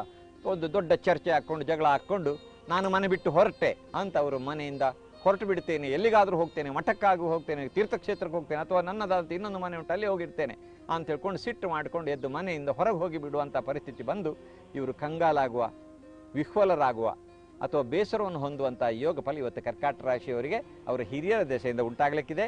ಈ ಸಮಸ್ಯೆ ಬರದೇ ಇರುವಂತೆ ಆಗುವುದಕ್ಕೆ ಕರ್ಕಾಟಕ ರಾಶಿಯವರು ಈಶ್ವರನ ಮಂತ್ರವನ್ನು ಧ್ಯಾನ ಮಾಡೋದು. ಈಶ್ವರ ದೇವಸ್ಥಾನದಲ್ಲಿ ರುದ್ರಾಭಿಷೇಕವನ್ನು ಸಲ್ಲಿಸ್ಬೋದು. ಮನೆಯಲ್ಲಿಯೇ ಈಶ್ವರ ದೇವರಿಗೆ ಬಿಲ್ವಪತ್ರೆ ನಿಮ್ಮ ಊರಿನಲ್ಲಿ ಎಲ್ಲಿಯಾದರೂ ಸಿಗ್ತದಾದರೆ ಬಿಲ್ವಪತ್ರೆಯನ್ನು ಈಶ್ವರನಿಗೆ 12 ಬಿಲ್ವಪತ್ರೆಯನ್ನು ಅರ್ಚನೆ ಮಾಡ್ಬೋದು. 108 ಬಿಲ್ವಪತ್ರೆಯನ್ನು ಅರ್ಚನೆ ಮಾಡುತ್ತಾ ಓಂ ನಮಃ ಶಿವಾಯ ಅಂತ ಹೇಳ್ತಾ ಆ ಅರ್ಚನೆಯನ್ನು ಮಾಡಿದರೆ ಶಿವನ ಅನುಗ್ರಹ ಸಿಕ್ಕಿ ಹಿರಿಯರಿಂದ ಆಗಬಹುದಾದಂಥ ಕರಕರಿಯ ಸಮಸ್ಯೆ ಬಗೆಹರಿಯುವಂಥ ಯೋಗ ಫಲ ಕರ್ಕಾಟಕ ರಾಶಿಯವರಿದೆ. ಬಿಲ್ವಪತ್ರೆ ಇಲ್ಲ, ಹಾಗಾದರೆ ಏನು ಮಾಡಬೇಕು? ಅಕ್ಷತೆ ಅಕ್ಕಿಯನ್ನು ಹಿಡ್ಕೊಂಡು ಈಶ್ವರನ ನೆನೆಸ್ತಾ ಓಂ ನಮಃ ಶಿವಾಯ ಅಂತ ಈಶ್ವರನಿಗೆ ಅದನ್ನು ಅರ್ಚನೆ ಮಾಡಿದರೂ ಸಾಕಾಗ್ತದೆ. ದೇವರು ಒಳ್ಳೆಯದನ್ನು ಮಾಡ್ತಾರೆ. ಕರ್ಕಾಟಕ ರಾಶಿಯವರಿಗೆ ಕೋಪದಿಂದ ಅನಾಹುತಗಳು ಆಗಲಿದೆ, ಆದ್ದರಿಂದ ಈಶ್ವರನನ್ನ ಪ್ರಾರ್ಥಿಸಿ ಅಂತ ಹೇಳಿದ್ದಾರೆ. ಈಗ ಮುಂದೆ ಸಿಂಹ ರಾಶಿಯ ಬಗ್ಗೆ ತಿಳ್ಕೊಳ್ಳೋಣ. ಸಿಂಹ ರಾಶಿಗೆ ಇವತ್ತಿನ ದಿನ ಹೇಗಿದೆ, ಅವರು ಏನೆಲ್ಲ ಪಾಲಿಸಬೇಕಾಗತ್ತೆ ಅಂತ ಸ್ವಲ್ಪ ತಿಳಿಸ್ಕೊಡಿ ಗುರುಗಳೇ. ಸಿಂಹ ರಾಶಿಯವರಿಗೆ ಅತ್ಯಂತ ಸಜ್ಜನನಾದಂತಹ ಒಬ್ಬ ಬಂಧು ಇವರಿಗಿರುವ ಯಾವುದೋ ಸಮಸ್ಯೆಯನ್ನು ಮನೆಗಂಡು ಅಥವಾ ಇವರಿಗಿರುವಂಥ ಯಾವುದೋ ದುಃಖವನ್ನು ಮನಗಂಡು ಇವರಿಗೆ ಸಾಂತ್ವನ ನೀಡಿ ಇವರ ಮನಸಮಾಧಾನಗೊಳಿಸುವ ಯೋಗಫಲ ಇದೆ. ಕಳೆದ ಕೆಲವು ದಿವಸದಿಂದ ಯಾವುದೋ ಸಮಸ್ಯೆಯಿಂದ ಇವರು ಬಳಲ್ತಾ ಇದ್ದು ದುಃಖಿಗಳಾಗಿದ್ದಾರೆ. ಆ ಸಮಸ್ಯೆ ಬಗೆಹರಿತಾನೂ ಇಲ್ಲ, ಅದಕ್ಕೆ ಬೇಕಾಗುವ ಉತ್ತರನೂ ಸಿಗ್ತಾ ಇಲ್ಲ. ಆ ಸಮಸ್ಯೆ ಬಹಳವಾಗಿ ಬೃಹದಾಕಾರವಾಗಿ ಬಾಧಿಸ್ತಾ ಇದೆ. ಆರೋಗ್ಯದ ಕಿರಿಕಿರಿ ಇರ್ಬೋದು, ಬಂಧುವರ್ಗ ತಮ್ಮ ಅತ್ಯಂತ ನಿಕಟವಾದ ಕುಟುಂಬದ ಸದಸ್ಯರಿಗೆ ಏನೋ ಸಮಸ್ಯೆ ಇರ್ಬೋದು, ಇವರಿಗೆ ಆರ್ಥಿಕ ಸಮಸ್ಯೆ ಇರ್ಬೋದು, ಔದ್ಯೋಗಿಕ ಸಮಸ್ಯೆ ಇರ್ಬೋದು. ಅದಕ್ಕೆ ಹೇಗೆ ಪರಿಹಾರ ಅಂತ ಇವರಿಗೆ ಗೊತ್ತಾಗದೇ ಇದ್ದು ಕಂಗಾಲಾಗಿದ್ದಾಗ ಅತ್ಯಂತ ಸಜ್ಜನನಾದಂತಹ ಒಬ್ಬ ಬಂಧು ಇವರಿಗೆ ಮನಸ್ಸಿಗೆ ಧೈರ್ಯ ಕೊಟ್ಟು ಸಾಂತ್ವನ ಕೊಟ್ಟು, ನಾನಿದ್ದೇನೆ, ಯಾಕೆ ಹೆದರುತ್ತೀಯ, ಎಲ್ಲ ಸಮಸ್ಯೆ ಬಗೆಹರಿಸಲಿಕ್ಕೆ ಆಗ್ತದೆ, ಅದಕ್ಕೆ ಹೀಗೆ ಮಾಡುವಂಥ ಸರಿಯಾದ ಮಾರ್ಗದರ್ಶನ ಕೊಡುವಂಥ ಸಲಹೆ, ಸಾಂತ್ವನ, ಧೈರ್ಯ ಕೊಡೋದ್ರಿಂದ ಇವರಿಗೆ ಸಂತೋಷ ಬರುವಂತಹ ಯೋಗ ಫಲ ಇವತ್ತು ಸಿಂಹರಾಶಿಯವರಿಗಿದೆ. ಬಿದ್ದು ಗಲ್ಲಕ್ಕೆ ಪೆಟ್ಟಾಗಿಕೊಂಡು ಯಾತನೆ ಪಡುವ ಯೋಗ ಫಲ ಇದೆ. ಸಿಂಹರಾಶಿಯವರು ಇವತ್ತು ಎಲ್ಲಿಯೋ ನಡೆದುಕೊಂಡು ಹೋಗ್ತಾ ಇದ್ದಾರೆ, ಏನೋ ಕಾಲಿಗೆ ಎಡವಿ ಬಿದ್ದು ಗಲ್ಲಕ್ಕೆ ಪೆಟ್ಟಾಯಿತು, ಗಲ್ಲಕ್ಕೆ ಪೆಟ್ಟಾಗಿ ಗಾಯ ಆಗಿ ರಕ್ತಸ್ರಾವ ಆಗಿ ನೋವು ಅನುಭವಿಸುವ ಯೋಗ ಫಲ ಇದೆ. ಹೀಗಾಗ್ತದೆ ಅಂತ ಈಗ ಮೊದಲಾಗಿ ನಾನು ಮುಂಜಾನೆ ಹೊತ್ತಿನಲ್ಲೇ ಹೇಳ್ತಾ ಇರೋದ್ರಿಂದ ಸಿಂಹರಾಶಿಯವರು ಇವತ್ತು ನಡೆಯುವಾಗ ಬಲು ಎಚ್ಚರಿಕೆಯಿಂದ ನಡೀಬೇಕು. ಒಂದು ಗಡಿಬಿಡಿ ಸಮಯ ಸರಿಯಾಗಿ ಯೋಜನೆ ಮಾಡಿಕೊಂಡು ಇವತ್ತಿನ ಅವರು ಚಲನವನ್ನು ವಲನ ಇಟ್ಟುಕೊಳ್ಬೇಕು. ಆಗ ಎಡವಿದ್ರು ಬಹಳ ಸಣ್ಣದರಲ್ಲಿ ಎಡವಿಕೊಂಡು ಬಿದ್ದು ದೊಡ್ಡ ಪಿಟ್ಟಾಗದೆ ಪಾರಾಗಲಿಕ್ಕೂ ಬರ್ತದೆ. ಒಂದು ಮನುಷ್ಯನ ಎಚ್ಚರಿಕೆಯೂ ಪರಿಣಾಮ ಬೀರ್ತದೆ. ಅದರೊಂದಿಗೆ ಇವತ್ತು ವೆಂಕಟೇಶನ ಧ್ಯಾನ, ವೆಂಕಟೇಶ ಅಂತ ಹೇಳಿದರೆ ತಿಮ್ಮಪ್ಪ ಅಥವಾ ತಿರುಪತಿ ದೇವರು, ಹೀಗೆ ಇಂಥ ದೇವರಿಗೆ ನೀವು ಭಕ್ತಿ ಶ್ರದ್ಧೆಯಲ್ಲಿ ಓಂ ವೆಂಕಟೇಶಾಯ ನಮಃ ಎಂದು 12 ತುಳಸಿಯನ್ನು ತೆಗೆದುಕೊಂಡು ವೆಂಕಟೇಶನಿಗೆ ಅರ್ಚನೆ ಮಾಡಿ, ನನಗೆ ಅನುಗ್ರಹ ಮಾಡು ವೆಂಕಟೇಶ ದೇವರೇ, ನನ್ನ ಸಮಸ್ಯೆ ಪರಿಹರಿಸು, ನನಗೆ ಇವತ್ತು ಯಾವುದೇ ಅಪಘಾತದಿಂದ ಗಲ್ಲಕ್ಕೆ ಪೆಟ್ಟಾಗದಿದ್ದಾಗ ಅನುಗ್ರಹ ಮಾಡುವಂತ ಪ್ರಾರ್ಥನೆ ಮಾಡಿದರೆ ಈ ಪೆಟ್ಟಾಗುವುದರಿಂದ ಪಾರಾಗಲಿಕ್ಕೆ ಸಿಂಹರಾಶಿಯವರಿಗೆ ಬರ್ತದೆ. ಮತ್ತೊಂದು ಕರೆ ಸಿದ್ಧವಾಗಿದೆ, ನೋಡೋಣ ಯಾರು ಕರೆ ಮಾಡಿದ್ದಾರೆ ಅಂತ. ಹಲೋ ಹಲೋ ಮೇಡಮ್, ನನ್ನ ಹೆಸರು ಪೃಥ್ವಿರಾಜ್ ಅಂದ್ಬಿಟ್ಟು. ಹಾ, ಪೃಥ್ವಿರಾಜ್ ಅವರೇ, ಯಾರ ಬಗ್ಗೆ ಕೇಳಬೇಕಾಗಿದೆ ತಮಗೆ? ನಮ್ಮ ಬಗ್ಗೆನೇ ಮೇಡಮ್. ಹಾ, ಗುರುಗಳಿದ್ದಾರೆ, ಗುರುಗಳೊಂದಿಗೆ ಮಾತಾಡಿ. ಪೃಥ್ವಿರಾಜ್ ಅವರೇ ಮಾತಾಡಿ. ಹಲೋ ಗುರುಗಳೇ, ನಮ್ಮ ಗುರುಗಳೇ, ನಾವ್ ಯಾವ್ದೇ ಕೆಲಸ ಕೈ ಹಾಕೋರು ಯಾವ್ದು ಸಕ್ಸಸ್ ಆಯ್ತಾ ಇಲ್ಲ. ನೀವು ಹಲೋ, ಒಂದು 100ರ ಒಳಗೆ ಒಂದು ಸಂಖ್ಯೆ ಹೇಳ್ತೀರಾ ಪೃಥ್ವಿರಾಜರವರೇ? 100ರ ಒಳಗೆ ಅಂದ್ರೆ 4 ಬರ್ತವೆ. ಕರ್ಕಾಟಕ ಲಗ್ನ, ನೀವು 4 ಅಂದ್ರೆ ಕರ್ಕಾಟಕ ಲಗ್ನ, ಗುರುದಯ ಲಗ್ನ. ಮೊನ್ನೆ ಜೂನ್ 19ರವರೆಗೆ ನಿಮಗೆ ತುಂಬಾ ಸಮಯ ಕೆಟ್ಟದಿತ್ತಣ್ಣ. ಚತುರ್ಥದಲ್ಲಿ ಶನಿಯೂ ಇದ್ದ, ದ್ವಾದಶದಲ್ಲಿ ಗುರು ಇದ್ದ, ಆದ್ರಿಂದ ಜೂನ್ 19ರವರೆಗೆ ಸಮಯ ಚೆನ್ನಾಗಿರ್ಲಿಲ್ಲ. ಅದರದಾದಂತಹ ಮುಂದಿನ ಪರಿಣಾಮ ಜುಲೈ 19ರವರೆಗೂ ಇರ್ತದೆ. ಜುಲೈ 19ರಿಂದ ಒಂದೊಂದೇ ಪರಿವರ್ತನೆ ಆಗಿ ನಿಮ್ಮ ಜೀವನದಲ್ಲಿ ಸುಖದ ಸಂತೋಷದ ದಿನಗಳು ಇನ್ನು ಸಿಗಲಿದ್ದಾವೆ. ಜಾಗ್ರತೆ ಮಾಡ್ಕೊಂಡು ಮುಂದುವರಿರಿ. ಆದ್ರೆ ನವೆಂಬರ್ 2ರ ನಂತರ ನಿಮಗೆ ನವೆಂಬರ್ 2ರ ನಂತರ ಸ್ವಲ್ಪ ಶನಿ ಗ್ರಹಚಾರವು ಪ್ರಾರಂಭ ಆಗ್ತದೆ. ಪಂಚಮಕ್ಕೆ ಶನಿ ಬರೋದ್ರಿಂದ ಎಳೆ ಪ್ರಾಯದ ವ್ಯಕ್ತಿಗಳಿಂದ ಸ್ವಲ್ಪ ಕಿರಿಕಿರಿ, ಆರ್ಥಿಕ ವ್ಯವಹಾರದಲ್ಲಿ ಸ್ವಲ್ಪ ರಗಳ ಇತ್ಯಾದಿ ಮುಂದೆ 2.5 ವರ್ಷ ಸ್ವಲ್ಪ ಬರುವ ಯೋಗ ಇದೆ. ಹಾಗಾದ್ರಿಂದ ಈಶ್ವರ, ಹನುಮಂತ, ವೆಂಕಟರಮಣ ದೇವರನ್ನು ನಾಡ್ದು ನವೆಂಬರ್ 2ರ ನಂತರ ಯಾವಾಗಲೂ ನೀವು ಪೂಜಿಸ್ತಾ ಇರಬೇಕು. ಮತ್ತೆ ಸ್ವಲ್ಪ ಗಡಿಬಿಡಿಯ ಮನುಷ್ಯ ನೀವು. ಕೆಲವೊಮ್ಮೆ ಪಕ್ಕ ನಿರ್ಣಯ ತಕೊಂಡು ತಪ್ಪು ಮಾಡಿಕೊಂಡು ಮತ್ತೆ ಪಶ್ಚಾತ್ತಾಪ ಬಿಡ್ತೀರಿ. ಸ್ವಲ್ಪ ಯೋಜನಾಬದ್ಧವಾಗಿ ಜೀವನ ಸಾಗಿಸಬೇಕು ಪೃಥ್ವಿರಾಜರೇ. ಹಾಗಾದ್ರಿಂದ ನಿಮ್ಮ ಜೀವನದಲ್ಲಿ ಭವಿಷ್ಯ ಚೆನ್ನಾಗಿದೆ, ಯೋಗ ಫಲ ಚೆನ್ನಾಗಿರುವ ವ್ಯಕ್ತಿ ನೀವು, ಬುದ್ಧಿವಂತರು ಇದ್ದೀರಿ. ನಿಮ್ಮ ಬುದ್ಧಿವಂತಿಕೆಯನ್ನು ಬೇರೆಯವರು ಪ್ರಯೋಜನ ಪಡಿತಾ ಇದ್ದಾರೆ. ಆದ್ರಿಂದ ಇನ್ನು ಮುಂದೆ ನೀವು ನಿಮ್ಮ ಬುದ್ಧಿವಂತಿಕೆಯಿಂದ ನಿಮಗೆ ಲಾಭ ಆಗುವಾಗೆ ಕೆಲಸ ಮಾಡ್ತಾ ಹೋಗಬೇಕು. ಆ ರೀತಿ ಪ್ರಯತ್ನ ಮಾಡಿ ಯಶಸ್ವಿ ಆಗ್ತೀರಿ. ಓಕೆ, ನಮಸ್ಕಾರ. ಧನ್ಯವಾದಗಳು ಪೃಥ್ವಿರಾಜ್ ಅವರೇ ನಿಮ್ಮ ಕರೆಗಾಗಿ. ನಿಮಗೆ ಒಳ್ಳೆ ದಿನಗಳು ಇನ್ನೇನು ಪ್ರಾರಂಭವಾಗ್ತಾ ಇದೆ ಅಂತ ಹೇಳ್ತಿದ್ದಾರೆ. ಎಲ್ಲವೂ ಶುಭವಾಗಲಿ ಅಂತ ಹೇಳ್ತಾ ಈಗ ಮುಂದಿನ ರಾಶಿ ಭವಿಷ್ಯಗಳ ಬಗ್ಗೆ ತಿಳ್ಕೊಳ್ಳೋಣ. ಆದ್ರೆ ಒಂದು ಪುಟ್ಟ ವಿರಾಮದ ನಂತರ. ನೀವು ನೋಡ್ತಾ ಇದ್ದೀರಾ ಸುವರ್ಣ.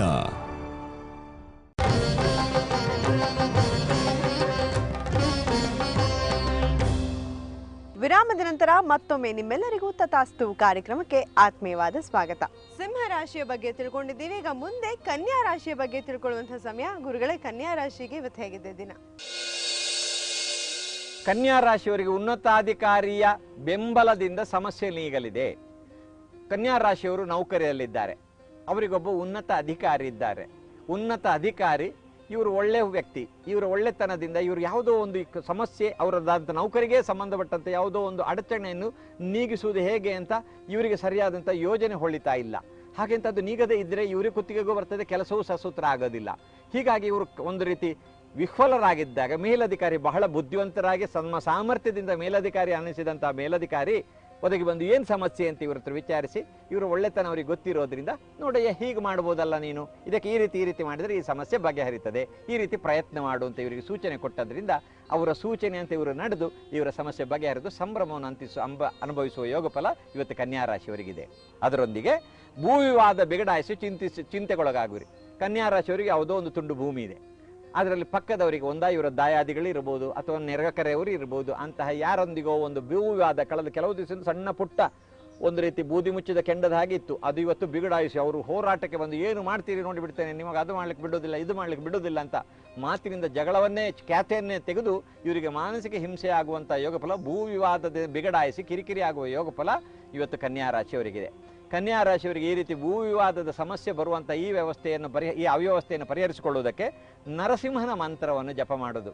ಓಂ ನಮ್ ನೃಸಿಂಹ ಎನ್ನುವಂಥ ಮಂತ್ರವನ್ನು ಹೇಳ್ತಾ 24, 12, 48, 108 ಹೀಗೆ ತುಳಸಿಯನ್ನು ಹಿಡ್ಕೊಂಡು ಓಂ ನಮ್ ನರಸಿಂಹ ಎನ್ನುವಂಥ ಇವರಿಗೆ ಸಮಯ ಇದ್ದಷ್ಟು ಸಮಯದಲ್ಲಿ ಅವಧಿಯ ಅನುಸಾರವಾಗಿ 12, 24, 48, 108 ಸಲ ಅರ್ಚನೆಯನ್ನು ಮಾಡಿದರೆ ನರಸಿಂಹಾನುಗ್ರಹ ಸಿದ್ಧಿಸಿ ಕನ್ಯಾ ರಾಶಿಯವರಿಗೆ ಅವರ ಸಮಸ್ಯೆ ಬಗೆಹರಿತದೆ. ತುಳಸಿ ಇಲ್ಲ, ಬೇರೆ ಬೇರೆ ರಾಶಿಯವರಿಗೆ ಬೇರೆ ಬೇರೆದಾದಂಥ ಏನೋ ವ್ಯವಸ್ಥೆಯನ್ನು ಹೇಳಿದೆ, ಆ ವ್ಯವಸ್ಥೆ ಇಲ್ಲ ಅಂತಾದರೆ ಅಕ್ಕಿಗೆ ಕುಂಕುಮ ಅರಿಶಿನವನ್ನು ಬೆರೆಸಿ ಅದನ್ನು ಅರ್ಚನೆ ಮಾಡಿದರೂ ದೇವರಿಗೆ ಅದು ಸಂತೋಷದಲ್ಲಿ ಸ್ವೀಕರಿಸಿ ನಮಗೆ ಅನುಗ್ರಹ ಮಾಡ್ತಾರೆ. ಆ ರೀತಿ ಮಾಡಲೂಬಹುದು. ಬರಬಹುದಾದಂತಹ ಭೂ ವಿವಾದದ ತೊಂದರೆಯಿಂದ ಯಾವ ರೀತಿ ಪರಿಹಾರವನ್ನ ಹೊಂದಬೇಕು ಅಂತ ತಿಳ್ಕೊಂಡ್ರೆ ಅಲ್ವಾ ಕನ್ಯಾ ರಾಶಿಯವರು. ಈಗ ಮುಂದೆ ತುಲಾರಾಶಿಯ ಬಗ್ಗೆ ತಿಳ್ಕೊಳ್ಳೋಣ. ಗುರುಗಳೇ, ತುಲಾರಾಶಿಯ ಬಗ್ಗೆ ಹೇಳಿ. ತುಲಾ ರಾಶಿಯವರು ಎಲೆಕ್ಟ್ರಾನಿಕ್ ಉಪಕರಣವನ್ನು ಖರೀದಿಸಿ ಖುಷಿ ಪಡುವಿರಿ. ತುಲಾ ರಾಶಿಯವರಿಗೆ ಯಾವುದೋ ಒಂದು ಎಲೆಕ್ಟ್ರಾನಿಕ್ ಉಪಕರಣ ಬೇಕು ಅಂತ ಕೆಲವು ದಿವಸದಿಂದ ಯೋಚನೆ ಇತ್ತು. ಅದು ಸ್ವಲ್ಪ ಕಾಸ್ಟ್ಲಿ ಐಟಮ್. ದುಡ್ಡು ಇವತ್ತಿನವರೆಗೆ ಸರಿಯಾಗಿ ಹೊಂದಾಣಿಕೆ ಆಗ್ತಿರ್ಲಿಲ್ಲ. ಇವತ್ತು ಯಾವುದೋ ಒಂದು ಮೂಲದಿಂದ ಅವರಿಗೆ ಅದಕ್ಕೆ ಬೇಕಾಗುವ ಆರ್ಥಿಕ ವ್ಯವಸ್ಥೆ ಒದಗಿ ಬರ್ತದೆ, ಅರ್ಥಾತ್ ದುಡ್ಡು ಸಿಗ್ತದೆ. ಅದನ್ನು ಖರೀದಿಸುವಂಥ ಬಹಳ ಸಮಯದ ಕನಸು ಇವತ್ತು ಆ ದುಡ್ಡು ಸಿಕ್ಕಿದ ದೆಸೆಯಿಂದ ಇವರು ಅದನ್ನು ಹೊಂದಿ, ಆ ಎಲೆಕ್ಟ್ರಾನಿಕ್ ವಸ್ತುವನ್ನು ಹೊಂದಿ ಖುಷಿ ಪಡ್ತಾರೆ. ಮೊಬೈಲ್ ಇರ್ಬೋದು, ಬ್ಲೂಟೂತ್ ಇರ್ಬೋದು, ಹೊಸತಾದ ಯಾವುದೋ ಒಂದು ಎಲೆಕ್ಟ್ರಾನಿಕ್ ಸಲಕರಣೆ ಅವರು ದೈನಂದಿನ ಬಳಕೆಗೆ ಬೇಕಾಗುವ ಅವರು ಅಪೇಕ್ಷೆ ಪಡ್ತಿದ್ದ ವಸ್ತು ಸಿಕ್ಕಿ ಸಂತೋಷ ಪಡುವಂಥ ಯೋಗ ಫಲ ಇವತ್ತು ತುಲಾ ರಾಶಿಯವರಿಗಿದೆ. ಸ್ವಜನನೆಂದು ಪ್ರೀತಿಸಿದ ವ್ಯಕ್ತಿಯಿಂದಾಗಿ ವಿಶ್ವಾಸದ್ರೋಹ ಆಗಿ ದುಃಖವಾಗಲಿದೆ. ತುಲಾ ರಾಶಿಯವರು ಯಾರನ್ನೋ ಒಬ್ರು ನನ್ನವರು ಅಂತ ತಿಳ್ಕೊಂಡಿದ್ದಾರೆ. ಇವರೆಲ್ಲ ಕಾನ್ಫಿಡೆನ್ಸ್, ಇವರೆಲ್ಲ ಜೀವನದಂಥ ವ್ಯವಸ್ಥೆಗಳನ್ನು ಅವ್ರ ಹತ್ರ ಹಂಚಿಕೊಳ್ತಾ ಇದ್ರು. ಅಂಥ ವ್ಯಕ್ತಿಗಳು ಇವರಿಗೆ ಇವತ್ತು ವಿಶ್ವಾಸದ್ರೋಹವೆದಕಿ ಇವರದ್ದು ಯಾವುದೋ ಒಂದಾದಂತಹ ಅತ್ಯಂತ ಸೀಕ್ರೆಟ್ ವ್ಯವಸ್ಥೆಯನ್ನು ಯಾರಿಗೋ ಹೇಳಿ ಅವರು ಅದನ್ನು ತಿಳ್ಕೊಂಡು ಟಾಮ್ ಮಾಡಿ ಇವರಿಗೆ ಅಪವಾದ ಬರೋದು, ಅಥವಾ ಇವರದಂಥ ಯಾವುದೋ ಮಾಹಿತಿಯನ್ನು ಬೇರೆಯವರಿಗೆ ಕೊಟ್ಟದ್ರಿಂದ ಇವರಿಗೆ ನಷ್ಟ ಆಗೋದು. ಹೀಗೆಲ್ಲ ಉದಾಹರಣೆಗೆ ಇವರು ಯಾವುದೋ ವ್ಯಾಪಾರ ಮಾಡ್ತಾ ಯಾವುದೋ ಇವರದ್ದೇ ಆದಂತಹ ಒಂದು ಬುದ್ಧಿವಂತಿಕೆ ಉಂಟು. ಆ ಬುದ್ಧಿವಂತಿಕೆ ವ್ಯವಹಾರ ಮಾಡ್ತಾ ಇದ್ದಾನೆ. ಇವರು ಸ್ವಜನರು ಅಂತ ತಿಳ್ಕೊಂಡ ನಂತರ ನಾನು ಹೀಗೆ ಮಾಡಿ ಇದನ್ನು ಹೀಗೆ ಮಾಡ್ತಾ ಇರೋದು ಅಂತ ಹೇಳಿದರೆ ಇವರ ಪ್ರತಿಸ್ಪರ್ಧೆಗೆ ಈ ಗುಟ್ಟನ್ನು ಹೇಳಿಕೊಟ್ಟು ಅವ ಅದೇ ಥರ ಮಾಡಿಕೊಂಡು ಇವರಿಗೆ ಪ್ರತಿಸ್ಪರ್ಧೆಯನ್ನು ಒಡ್ಡಿ ಇವರಿಗೆ ತಾಪತ್ರೆ ಬರಬಹುದಾದಂಥ ಯೋಗ ಫಲ. ಸ್ವಜನನೆಂದು ತಿಳಿದ ವ್ಯಕ್ತಿಯಿಂದ ವಿಶ್ವಾಸದ್ರೋಹ ಆಗಿ ಬೇಸರವಾಗುವ ಯೋಗ ಫಲ ಇವತ್ತು ತುಲಾ ರಾಶಿಯವರಿಗೆ ದುಃಖವಾಗುವ ಯೋಗ ಫಲ ಇದೆ.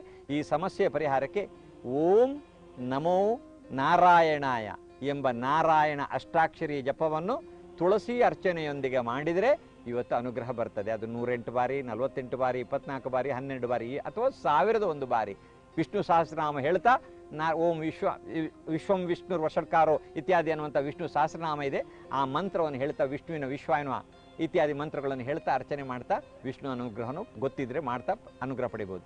ತುಳಸಿ ಇಲ್ಲ, 1008 ಜಪ ಮಾಡುವುದು, ವಿಷ್ಣು ಸಹಸ್ರನಾಮ ಜಪ ಮಾಡಬೇಕು ಅಂತ ಆಸೆ ಉಂಟು, ಗೊತ್ತುಂಟು, ಅಥವಾ ಪುಸ್ತಕ ಉಂಟು, ಹೇಗೆ ಮಾಡೋದು? ಆ ಮಂತ್ರವನ್ನು ವಿದ್ಯುಕ್ತವಾಗಿ ಓದುತ್ತಾ ಇರುವುದರಿಂದಲೂ ದೇವರ ಅನುಗ್ರಹ ಬರ್ತದೆ. ವಿಷ್ಣುವಿನ ಅನುಗ್ರಹ ಸಿದ್ಧಿಸಿ ಸಮಸ್ಯೆ ಬಗೆಹರಿತದೆ ತುಲಾ ರಾಶಿಯವರಿಗೆ. ನಂಬಿದಂಥವರು ನಮಗೆ ಮೋಸ ಮಾಡಿ ದ್ರೋಹ ಮಾಡಿದಾಗ ಬಹಳ ನೋವಾಗುತ್ತೆ. ಆದರೆ ಆ ನೋವಿನಿಂದ ನೀವು ತಪ್ಪಿಸ್ಕೊಳ್ಬಹುದು. ಅಂದರೆ ತಪ್ಪಿಸ್ಕೊಳ್ಳುವುದಂದರೆ ಆ ನೋವನ್ನು ನೀವು ಕಡಿಮೆ ಮಾಡ್ಕೊಳ್ಬಹುದು. ಆ ನೋವನ್ನು ಯಾವ ರೀತಿ ಕಡಿಮೆ ಮಾಡ್ಕೊಳ್ಳೋದು ಅಥವಾ ಬರುವಂಥ ಅನಾಹುತದಿಂದ ಯಾವ ರೀತಿ ತಪ್ಪಿಸ್ಕೊಳ್ಬೇಕು ಅನ್ನೋದನ್ನ ಗುರುಗಳು ಹೇಳಿದ್ದಾರೆ. ಈಗ ಮುಂದಿನದು ವೃಶ್ಚಿಕ ರಾಶಿ. ಗುರುಗಳೇ, ವೃಶ್ಚಿಕ ರಾಶಿಯ ಬಗ್ಗೆ. ವೃಶ್ಚಿಕ ರಾಶಿಯವರಿಗೆ ಇವತ್ತು ಮಗನ ಆರೋಗ್ಯ ಸುಧಾರಿಸಿ ನೆಮ್ಮದಿ ಬರಲಿದೆ. ಕಳೆದ ಕೆಲವು ದಿವಸದಿಂದ ಮಗನ ಆರೋಗ್ಯದಲ್ಲಿ ಏರುಪೇರಾಗ್ತಿತ್ತು, ಅನಾರೋಗ್ಯದಿಂದ ಬಳಲ್ತಾ ಇದ್ದ ಅವನು. ಇವತ್ತು ಅವನ ಆರೋಗ್ಯ ಸುಧಾರಿಸಿ ಅದಕ್ಕೆ ಚಿಕಿತ್ಸೆಗೆ ಸ್ಪಂದಿಸಿ ಅವನ ಆರೋಗ್ಯ ಸುಧಾರಿಸಿ ನೆಮ್ಮದಿ ಬರುವಂತಹ ಯೋಗಫಲ ವೃಶ್ಚಿಕ ರಾಶಿಯವರಿಗೆ. ಅದರಿಂದಾಗಿ ಮನಃಶಾಂತಿ ಸಿಗುವ ಯೋಗಫಲ ಇದೆ. ಅನ್ಯರಿಂದ ವೈವಾಹಿಕ ಜೀವನದಲ್ಲಿ ನೆಮ್ಮದಿ ಕೆಡಲಿದೆ.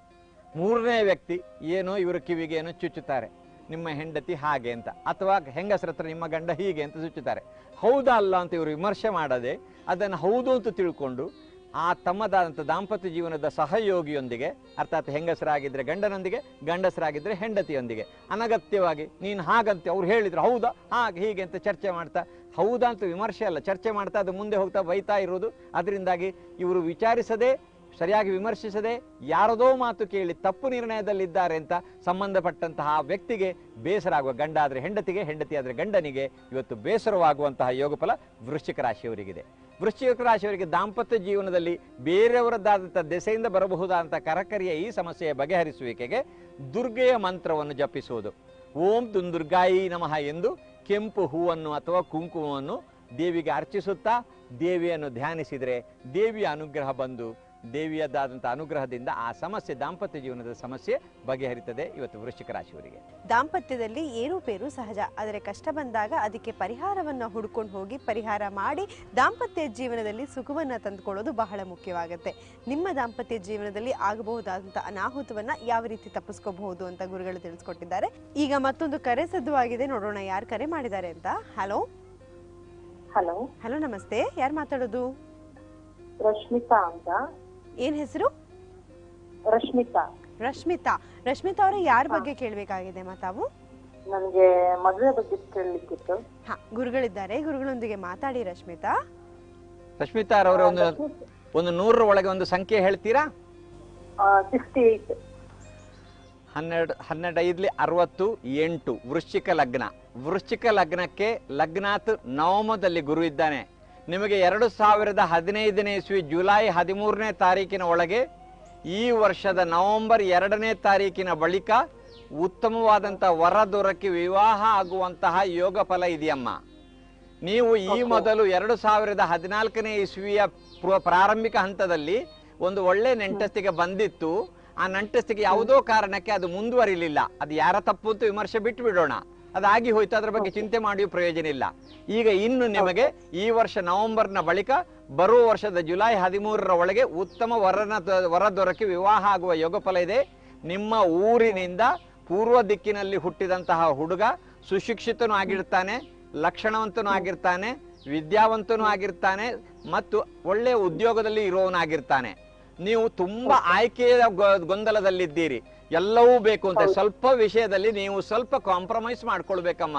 ರೂಪವೂ ಬೇಕು, ವಿದ್ಯೆಯೂ ಬೇಕು, ಗುಣವೂ ಬೇಕು, ಆರ್ಥಿಕತೆಯೂ ಬೇಕು, ಎಲ್ಲವೂ ಬೇಕು ಅಂತ ಹೇಳಿದ್ರೆ ನಾವು ಮಣ್ಣು ಹಚ್ಚಿ ಸೃಷ್ಟಿ ಮಾಡಬೇಕಾಗ್ತದೆ. ಹಾಗಾಗಬಾರದು. ನೀವು ಎಲ್ಲ ಒಳ್ಳೆ ಆರ್ಥಿಕ ಭದ್ರತೆ, ಗುಣ ಒಳ್ಳೇದಿದೆ, ಆರೋಗ್ಯ ಚೆನ್ನಾಗಿದೆ, ಒಳ್ಳೆಯದಾದಂಥ ಹುಡುಗ ಅಂತ ಒಳ್ಳೆ ರಿಪೋರ್ಟ್ ಇದೆ. ಅಂತಹ ಹುಡುಗನೊಂದಿಗೆ ವಿವಾಹ ಆಗುವಂತಹ ಯೋಗ ಫಲ ನಿಮಗೆ ಬರುವ ವರ್ಷ ಜುಲೈ 13ರ ಒಳಗಿದೆ. ನೀವು ಅದಕ್ಕಾಗಿ ಗಣಪತಿಯನ್ನು ಮಂಗಳವಾರ, ಶುಕ್ರವಾರ ದುರ್ಗೆಯನ್ನು, ಕನಿಷ್ಠ ಪಕ್ಷ 12 ಮಂಗಳವಾರ 12 ಶುಕ್ರವಾರ ಗಣಪತಿ ಮತ್ತು ದುರ್ಗಾ ದೇವಾಲಯಗಳಿಗೆ ಹೋಗಿ ಅಲ್ಲಿ ಅರ್ಚನೆ, ಹಣ್ಣುಕಾಯಿ, ಮಂಗಳಾರತಿ ಸಲ್ಲಿಸಿದ್ರು ಆದೀತು. ನಿಮ್ಮ ಮನೆಯಲ್ಲಿಯೇ ನೀವು ನಿರಂತರ ಗಣಪತಿ ಮತ್ತು ದುರ್ಗೆಯನ್ನು ಮಂಗಳವಾರ ಶುಕ್ರವಾರ ಧ್ಯಾನ ಮಾಡ್ತಾ ಇದ್ರು ಆದೀತು. ಹೀಗೆ ಮಾಡೋದ್ರಿಂದ ನಾನು ಹೇಳಿದ ಸಮಯದಲ್ಲಿ ಒಳ್ಳೆ ವರ ಸಿಕ್ಕಿ ಮದುವೆ ಆಗುವ ಯೋಗಫಲ ಇದೆ. ಬಹಳ ಖಿನ್ನರಾಗಿದ್ದೀರಿ, ಚಿಂತೆ ಮಾಡಬೇಡಿ. ಎಲ್ಲ ಕಷ್ಟದ ನಂತರ ಸುಖದ ಯೋಗಫಲ ಮನುಷ್ಯನಿಗೆ ದೊರಕುತ್ತದೆ. ಧೈರ್ಯಂ ಸರ್ವತ್ರ ಸಾಧನಂ. ನೀವು ಧೈರ್ಯವಂತರಾಗಿರಬೇಕು, ದೇವರ ಮೇಲೆ ಶ್ರದ್ಧೆ ಇರಬೇಕು ಮತ್ತು ಆಯ್ಕೆಯಲ್ಲಿ ಸ್ವಲ್ಪ ಕಾಂಪ್ರಮೈಸ್ ಮಾಡಿಕೊಳ್ಬೇಕು. ಹೃತಿಕ್ ರೋಷನ್ ಅಷ್ಟು ಚೆನ್ನಾಗಿರಬೇಕು, ಸಲ್ಮಾನ್ ಖಾನ್ ಅಷ್ಟು ಸ್ಟ್ರಾಂಗ್ ಇರಬೇಕು, ಶಾರುಖ್ ಖಾನ್ ಅಷ್ಟು ಇಂಟೆಲಿಜೆಂಟ್ ಇರಬೇಕು. ಎಲ್ಲ ಕನಸುಗಳು ಮಕ್ಕಳಿಗೆ ಇರ್ತದೆ. ಎಲ್ಲ ಹಾಗಾಗೋದಿಲ್ಲ. ಸ್ವಲ್ಪ ಕಾಂಪ್ರಮೈಸ್ ಮಾಡಿದರೆ ಒಳ್ಳೆ ದಾಂಪತ್ಯ ಸೌಖ್ಯದ ಶುಭ ವಿವಾಹದ ಯೋಗ ಇದೆ. ನಿರೀಕ್ಷಿಸಿರಿ, ಪ್ರಯತ್ನ ಮಾಡಿ, ದೇವರು ಶುಭವನ್ನುಂಟು ಮಾಡ್ತಾನೆ. ನಮಸ್ಕಾರ. ಧನ್ಯವಾದಗಳು ಮಾ ಕರೆ ಮಾಡಿದ್ದಕ್ಕಾಗಿ. ಆದಷ್ಟು ಬೇಗ ನಿಮಗೆ ಇಷ್ಟ ಆಗುವಂಥ ಸ್ಫುರದ್ರೂಪಿಯಾದ ನಿಮಗೆ ಒಬ್ಬ ಒಳ್ಳೆಯ ವರ ಸಿಗಲಿ ಅಂತ ಗುರುಗಳು ಕೂಡ ಆಶೀರ್ವಾದ ಮಾಡಿದ್ದಾರೆ. ನಾವು ಕೂಡ ನಿಮ್ಮ ಭವಿಷ್ಯಕ್ಕೆ ಹರಿಸ್ತೀವಿ, ಹಾರೈಸ್ತೀವಿ. ಧನ್ಯವಾದಗಳು ಕರೆಗಾಗಿ. ಈಗ ಮುಂದಿನ ರಾಶಿ ಭವಿಷ್ಯಗಳ ಬಗ್ಗೆ ತಿಳ್ಕೊಳ್ಳೋಣ, ಆದರೆ ಒಂದು ಪುಟ್ಟ ವಿರಾಮದ ನಂತರ. ನೀವು ನೋಡ್ತಾ ಇದ್ದೀರಾ ಸುವರ್ಣ.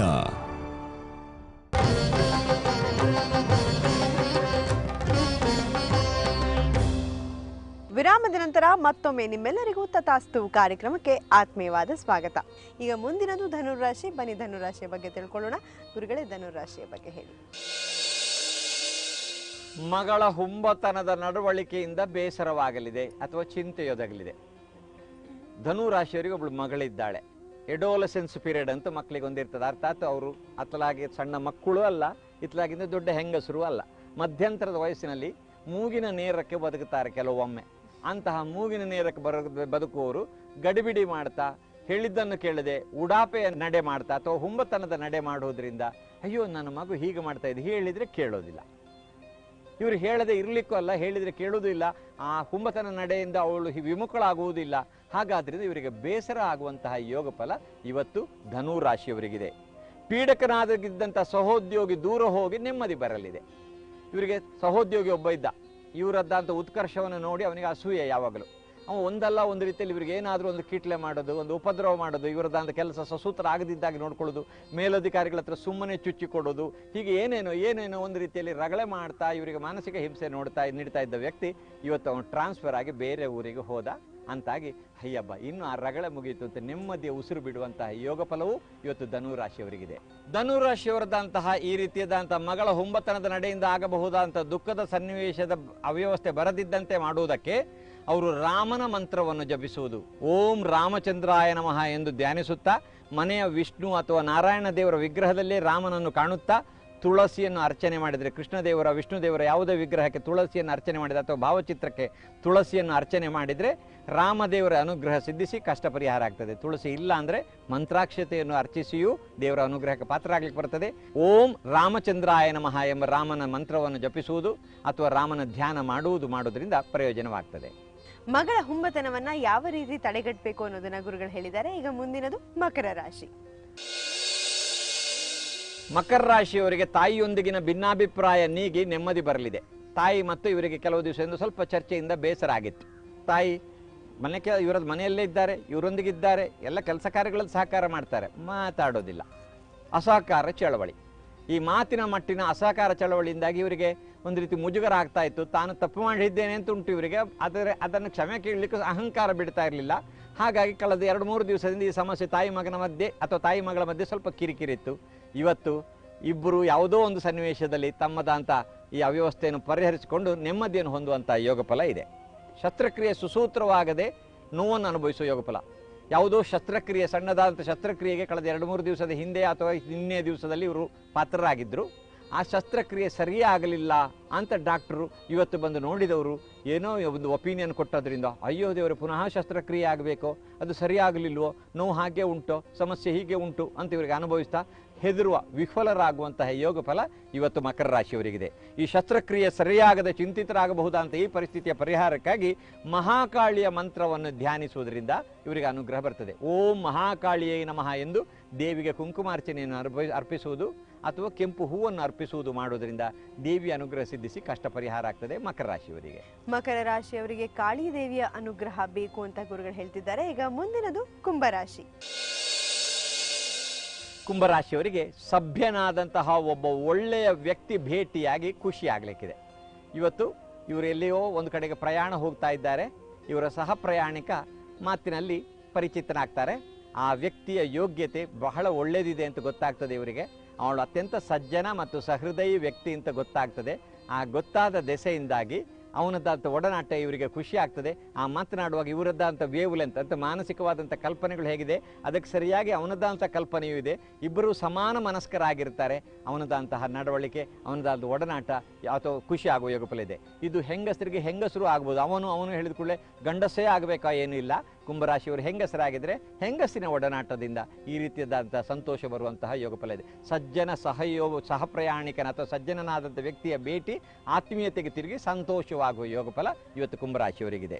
ಉಬ್ಬಸದ ಸಮಸ್ಯೆ ಉಲ್ಬಣಿಸಿ ಚಿಂತಿತರಾಗುವಿರಿ. ಇವತ್ತು ಕುಂಭರಾಶಿಯವರಿಗೆ ಕೆಲವು ದಿವಸದಿಂದ ಶೀತದ ಬಾಧೆ ಇತ್ತು. ಇವತ್ತು ಅದಕ್ಕೆ ಅವರು ನೆಗ್ಲೆಕ್ಟ್ ಮಾಡಿದರು, ಸರಿಯಾಗಿ ಚಿಕಿತ್ಸೆ ತಗೊಳ್ಳಿಲ್ಲ.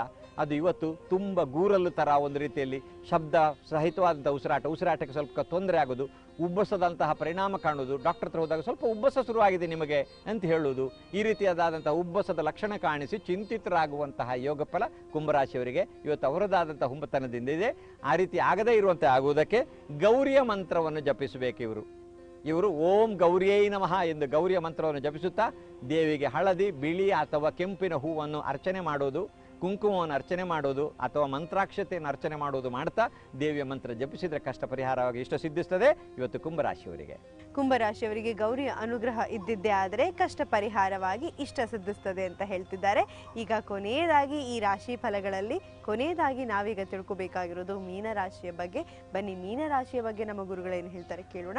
ಗುರುಗಳೇ, ಮೀನರಾಶಿ ಏನು ಹೇಳುತ್ತೆ? ಮೀನರಾಶಿಯವರಿಗೆ ಇವತ್ತು ಅಗಲಿದ್ದ ಮಿತ್ರನ ಪುನರ್ಮಿಲನವಾಗಲಿದೆ. ಅದಕ್ಕೆ ಅಗಲಿದ್ದ ಮಿತ್ರನ ಅಥವಾ ಮಿತ್ರೆಯ ಪ್ರಿಯ ಪುನರ್ಮಿಲನವಾಗಲಿದೆ. ಮೀನರಾಶಿಯವರು ಗಂಡಸರಾಗಿದ್ದರೆ ಮಿತ್ರ ಸಿಗ್ತಾನೆ, ಹೆಂಗಸರಾಗಿದ್ದರೆ ಮಿತ್ರೆ ಸಿಗ್ತಾಳೆ. ಹಾಗಾದರೆ ಮೀನರಾಶಿಯವರಿಗೆ ಅಗಲಿದ್ದಂಥ ಅರ್ಥಾತ್ ಉದ್ಯೋಗದ ನಿಮಿತ್ತ ಬೇರೆ ಊರಿಗೆ ಹೋಗಿದ್ರು, ಅಥವಾ ವಿವಾಹವಾಗಿ ಬೇರೆ ಊರಿಗೆ ವರ್ಗವಾಗಿ ಹೋಗಿದ್ರು, ಅಥವಾ ಅವ್ರದ್ದಂಥ ಕಾರಣಾಂತರದಾಗಿ ಅವರು ದೇಶ ವಿದೇಶಕ್ಕೂ ಹೋಗಿದ್ರು. ಹೀಗಿದ್ದಂತಹ ಸಂದರ್ಭದಲ್ಲಿ ಬಹಳ ಕಾಲದಿಂದ ಇವರ ಭೇಟಿ ಆಗಿರಲಿಲ್ಲ.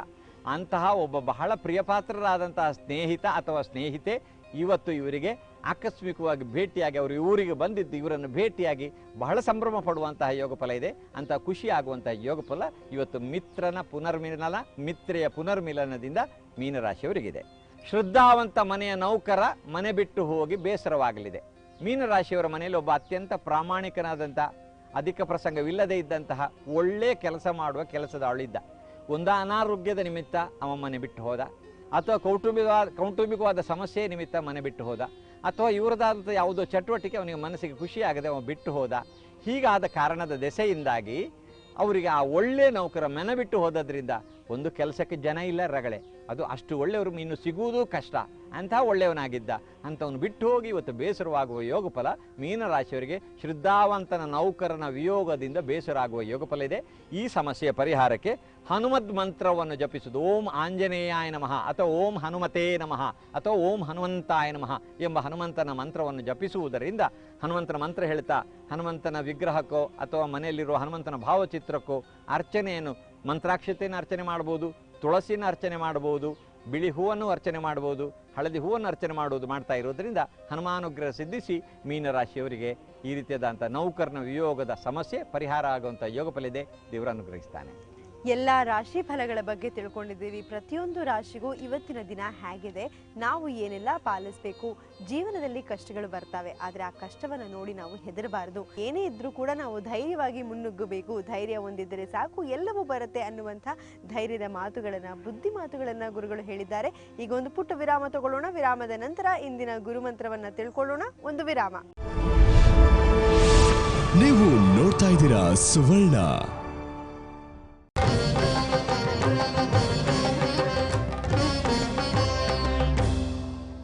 ವಿರಾಮದ ನಂತರ ಮತ್ತೊಮ್ಮೆ ತಮ್ಮೆಲ್ಲರಿಗೂ ಕಾರ್ಯಕ್ರಮಕ್ಕೆ ಸ್ವಾಗತ.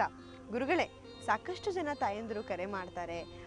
ಶಾಲೆಯಲ್ಲಿ ಎಲ್ಲ ಮಕ್ಕಳು ಒಂದೇ ಒಂದು ಕ್ಲಾಸ್ ರೂಮ್ನಲ್ಲಿ ಓದ್ತಾರೆ, ಆದರೆ ಕೆಲವು ಮಕ್ಕಳು ತುಂಬ ಬುದ್ಧಿವಂತರಾಗಿರ್ತಾರೆ, ಕೆಲವು ಮಕ್ಕಳು ಓದೋದೇ ಇಲ್ಲ. ಅಂಥವ್ರನ್ನ ನೋಡಿದಾಗ ತಾಯಂದಿರಿಗೆ ಬಹಳ ನೋವಾಗುತ್ತೆ. ಯಾಕೆ ನನ್ನ ಮಗ ಬೇರೆಯವ್ರ ಥರ ಓದಲ್ಲ ಅಂತ. ಈ ಥರ ಇರೋದಕ್ಕೆ ಏನು ಕಾರಣ ಗುರುಗಳೇ? ಅಂದರೆ ನೀವೇ ಹೇಳ್ತೀರಿ ಬುದ್ಧಿವಂತ ಇದ್ದಾನೆ ಆದರೆ ಓದ್ತಾ ಇಲ್ಲ ಅಂತ ಕೂಡ ಹೇಳ್ತೀರಿ. ಯಾಕಿಂತ ಸಮಸ್ಯೆ ಬರುತ್ತೆ ಗುರುಗಳೇ? ಒಳ್ಳೆ ಪ್ರಶ್ನೆ ಕೇಳಿದ್ರಿ. ಇದು ಬಹಳ ಪ್ರಮುಖವಾದಂತಹ ಪ್ರಶ್ನೆ. ಬಹಳ ತಾಯಂದಿರಿಗೆ ಈ ಸಮಸ್ಯೆ ಇದೆ. ಮಕ್ಕಳು ಬುದ್ಧಿವಂತರಿದ್ದಾರೆ, ಚುರುಕಿದ್ದಾರೆ, ಬೇರೆಲ್ಲ ಕೆಲಸಗಳಲ್ಲಿ ಸರಿಯಾದಂಥ ನಡವಳಿಕೆ ಇರ್ತದೆ, ಓದುವುದರ ಮಟ್ಟಿಗೆ ಮಾತ್ರ ಏನೇನೂ ಇಂಟ್ರೆಸ್ಟ್ ಇಲ್ಲ. ಇದಕ್ಕೆ ಏನು ಕಾರಣ ಅಂತ? ಇದಕ್ಕೆ ಒಟ್ಟು 6 ಕಾರಣಗಳಿರ್ತವೆ. ಒಂದು, ಜಾತಕದ ಸಮಸ್ಯೆ. ಯಾರದೇ ಜಾತಕದಲ್ಲಿ ವಿದ್ಯಾಕಾರಕನಾದಂತಹ ಗುರು, ಬುದ್ಧಿಕಾರಕನಾದಂತಹ ಬುಧ ಮತ್ತು ಒಂದು ಸರಿಯಾದಂತಹ ಯೋಜನಾಬದ್ಧವಾಗಿ ಕಲಿಕೆಯನ್ನು ಮುಂದುವರಿಸಲಿಕ್ಕೆ ಕಾರಕನಾಗುವಂತಹ ಶುಕ್ರ, ಈ 3 ಗ್ರಹರು ಇರಬೇಕಾದಂತಹ ಒಳ್ಳೆಯ ಸ್ಥಳದಲ್ಲಿ ಇರದೇ ಇರುವುದು. ಜಾತಕದಲ್ಲಿ ಗುರು ಕೆಲವು ಸ್ಥಾನದಲ್ಲಿ ಒಳ್ಳೆಯ ಸ್ಥಳದಲ್ಲಿ ಇರಬೇಕು ಅಂತುಂಟು. 2, 5, 7, 9, 11ರಲ್ಲಿ ಗುರು ಇದ್ದರೆ ಉತ್ತಮ ಅಂತುಂಟು. ಹಾಗೆ ಬುಧನಿಗೆ ಕೆಲವಷ್ಟು ಅನುಕೂಲದ ಸ್ಥಳ, ಶುಕ್ರನಿಗೆ ಕೆಲವು ವಿಹಿತವಾದಂಥ ಸ್ಥಳ, ಅವಿಹಿತವಾದ ಸ್ಥಳ ಅಂತಿದೆ. ವಿಹಿತವಾದ ಸ್ಥಳದಲ್ಲಿ ಇದ್ದಾವಾಗ ಮತ್ತು ಈ ಗ್ರಹರು ಬಲಿಷ್ಠರಾಗಿದ್ದರೆ, ಅರ್ಥಾತ್ ಬಲಿಷ್ಠರಾಗಿರುವುದರಿಂದ ಒಂದು ಸ್ವಕ್ಷೇತ್ರಿಗಳಾಗಿರುವುದು, ಮಿತ್ರಕ್ಷೇತ್ರದಲ್ಲಿರುವುದು, ಅವರದಂಥ ಉಚ್ಚ ಕ್ಷೇತ್ರದಲ್ಲಿರುವುದು ಅಥವಾ ಬಲಿಷ್ಠರಾಗಿರುವುದು, ಬೇರೆ ಬೇರೆ ಕಾರಣಗಳಿಂದ ಗ್ರಹಗಳಿಗೆ ಬೇರೆ ಬೇರೆ ಷಡ್ ಬಲಗಳು ಅಂತೂ ಬರೋದಿದೆ. ಈ ರೀತಿ ಬಲಿಷ್ಠರಾಗುವುದು ಹೀಗೆಲ್ಲ ಇದ್ದು ಅವರು ಶುಭಭಾವದಲ್ಲಿಯೂ ಇದ್ದಾರೆ ಅಂತಾದರೆ ಆವಾಗ ಅಂತಹ ಮಕ್ಕಳು ಒಳ್ಳೆ ಸುಶಿಕ್ಷಿತರಾಗ್ತಾರೆ, ಬುದ್ಧಿವಂತರಾಗ್ತಾರೆ, ಚುರುಕಿನ ಬುದ್ಧಿಯವರಾಗ್ತಾರೆ. ಈ ಗ್ರಹರು ಅಂತಹ ಸ್ಥಾನದಲ್ಲಿ ಇಲ್ಲದೆ ಹೋದಾಗ ಅಂತಹ ಮಕ್ಕಳು ಓದುವುದರಲ್ಲಿ ಕೆಪಾಸಿಟಿ ಇದ್ದರೂ ಅಥವಾ ಸಾಮರ್ಥ್ಯ ಇದ್ದರೂ ಓದುವುದಿಲ್ಲ, ಅಥವಾ ಸಾಮರ್ಥ್ಯವೇ ಇಲ್ಲದೇ ಇರುವಂತಹ ಪರಿಸ್ಥಿತಿಯನ್ನು ಹೊಂದುತ್ತಾರೆ. ಓದಿನ ಬಗ್ಗೆ ಶ್ರದ್ಧೆ ಇಲ್ಲ, ವಿದ್ಯೆ ಹಿಡಿಯುವುದಿಲ್ಲ, ಇತ್ಯಾದಿ ಎಲ್ಲ ಆಗುವ ಸಮಸ್ಯೆ ಬರ್ತದೆ. ಒಂದು ಜಾತಕೀಯವಾದಂತಹ ಕಾರಣ. ಇದನ್ನು ಸರಿಯಾದ ಜ್ಯೋತಿಷಿ ಹತ್ರ ವಿಮರ್ಶಿಸಿ ಅದಕ್ಕೆ ಸೂಕ್ತವಾದಂಥ ಮಾರ್ಗದರ್ಶನವನ್ನು ಪಡಿಬೇಕು. ಇಂತಹ ಸಮಸ್ಯೆ ಇದ್ದಾವಾಗ ಅಂತಹ ತಂದೆ ತಾಯಿಗಳವರು ಅದಕ್ಕಾಗಿ ನವಗ್ರಹ ಅನುಕೂಲ ಇದ್ದರೆ ನವಗ್ರಹ ಹೋಮ ಮಾಡಿ ಆ ಗ್ರಹದ ತೃಪ್ತಿದಾಯಕವಾದ ಆಹುತಿಯನ್ನು ನೀಡುವುದು ಆಗ್ಬೋದು. ಅಂತ ಅನುಕೂಲ ಇಲ್ಲದಿದ್ದರೆ ಆಯಾ ಗ್ರಹರದಾದಂತಹ ಜಪ ತಪಾನುಷ್ಠಾನ ಮಾಡ್ಬೋದು, ಅಥವಾ ಆಚಾರ್ಯರಿಂದ ಗುರು ಅಥವಾ ಒಳ್ಳೆಯ ಪುರೋಹಿತರಿಂದ ಮಾಡಿಸ್ಬೋದು. ಅದಕ್ಕೂ ಅನುಕೂಲ ಇಲ್ಲದಿದ್ದರೆ ಗುರುವಿನ ಸಂಬಂಧವಾಗಿ, ಗುರುವಿನ ದೋಷ ಅಂತ ಕಂಡು ಬಂದರೆ ಗುರುವಿನ ಸಂಬಂಧವಾಗಿ ಅವರ ಕುಲದೇವರು, ಗ್ರಾಮದೇವರು, ಇಷ್ಟದೇವರು ಅಥವಾ ಶಾರದಾದೇವಿ ಈ ದೇವರ ಧ್ಯಾನ ಮಾಡೋದು. ಬುಧನ ದೋಷದಿಂದಾಗಿ ಹೀಗಾಗ್ತಾ ಇದೆ ಅಂದರೆ ವಿಷ್ಣು ಅಥವಾ ವಿಷ್ಣುವಿನ ಅವತಾರದ ದೇವರುಗಳನ್ನು ಧ್ಯಾನಿಸುವುದು. ಶುಕ್ರನ ದೋಷದಿಂದ ಹೀಗಾಗ್ತಾ ಇದೆ ಅಂತಾದರೆ ಶುಕ್ರನ ಸಂಬಂಧವಾದಂತಹ ಶಾರದೆ, ದುರ್ಗೆ, ಲಕ್ಷ್ಮಿ, ಸರಸ್ವತಿ, ಪಾರ್ವತಿ ಇತ್ಯಾದಿ ದೇವರುಗಳನ್ನು ಧ್ಯಾನ ಮಾಡೋದು. ಆ ಜಪಗಳನ್ನು ಅಥವಾ ಮಂತ್ರಗಳನ್ನು ಮಕ್ಕಳಿಗೆ ಕಲಿಸಿ ಅವ್ರು ಮಾಡುವಂತೆ ಮಾಡೋದು. ತಾಯಂದರು ತಂದೆಯಂದರು ಅದನ್ನು ಪ್ರಾಮಾಣಿಕವಾಗಿ ಮಾಡೋದು ಒಂದು.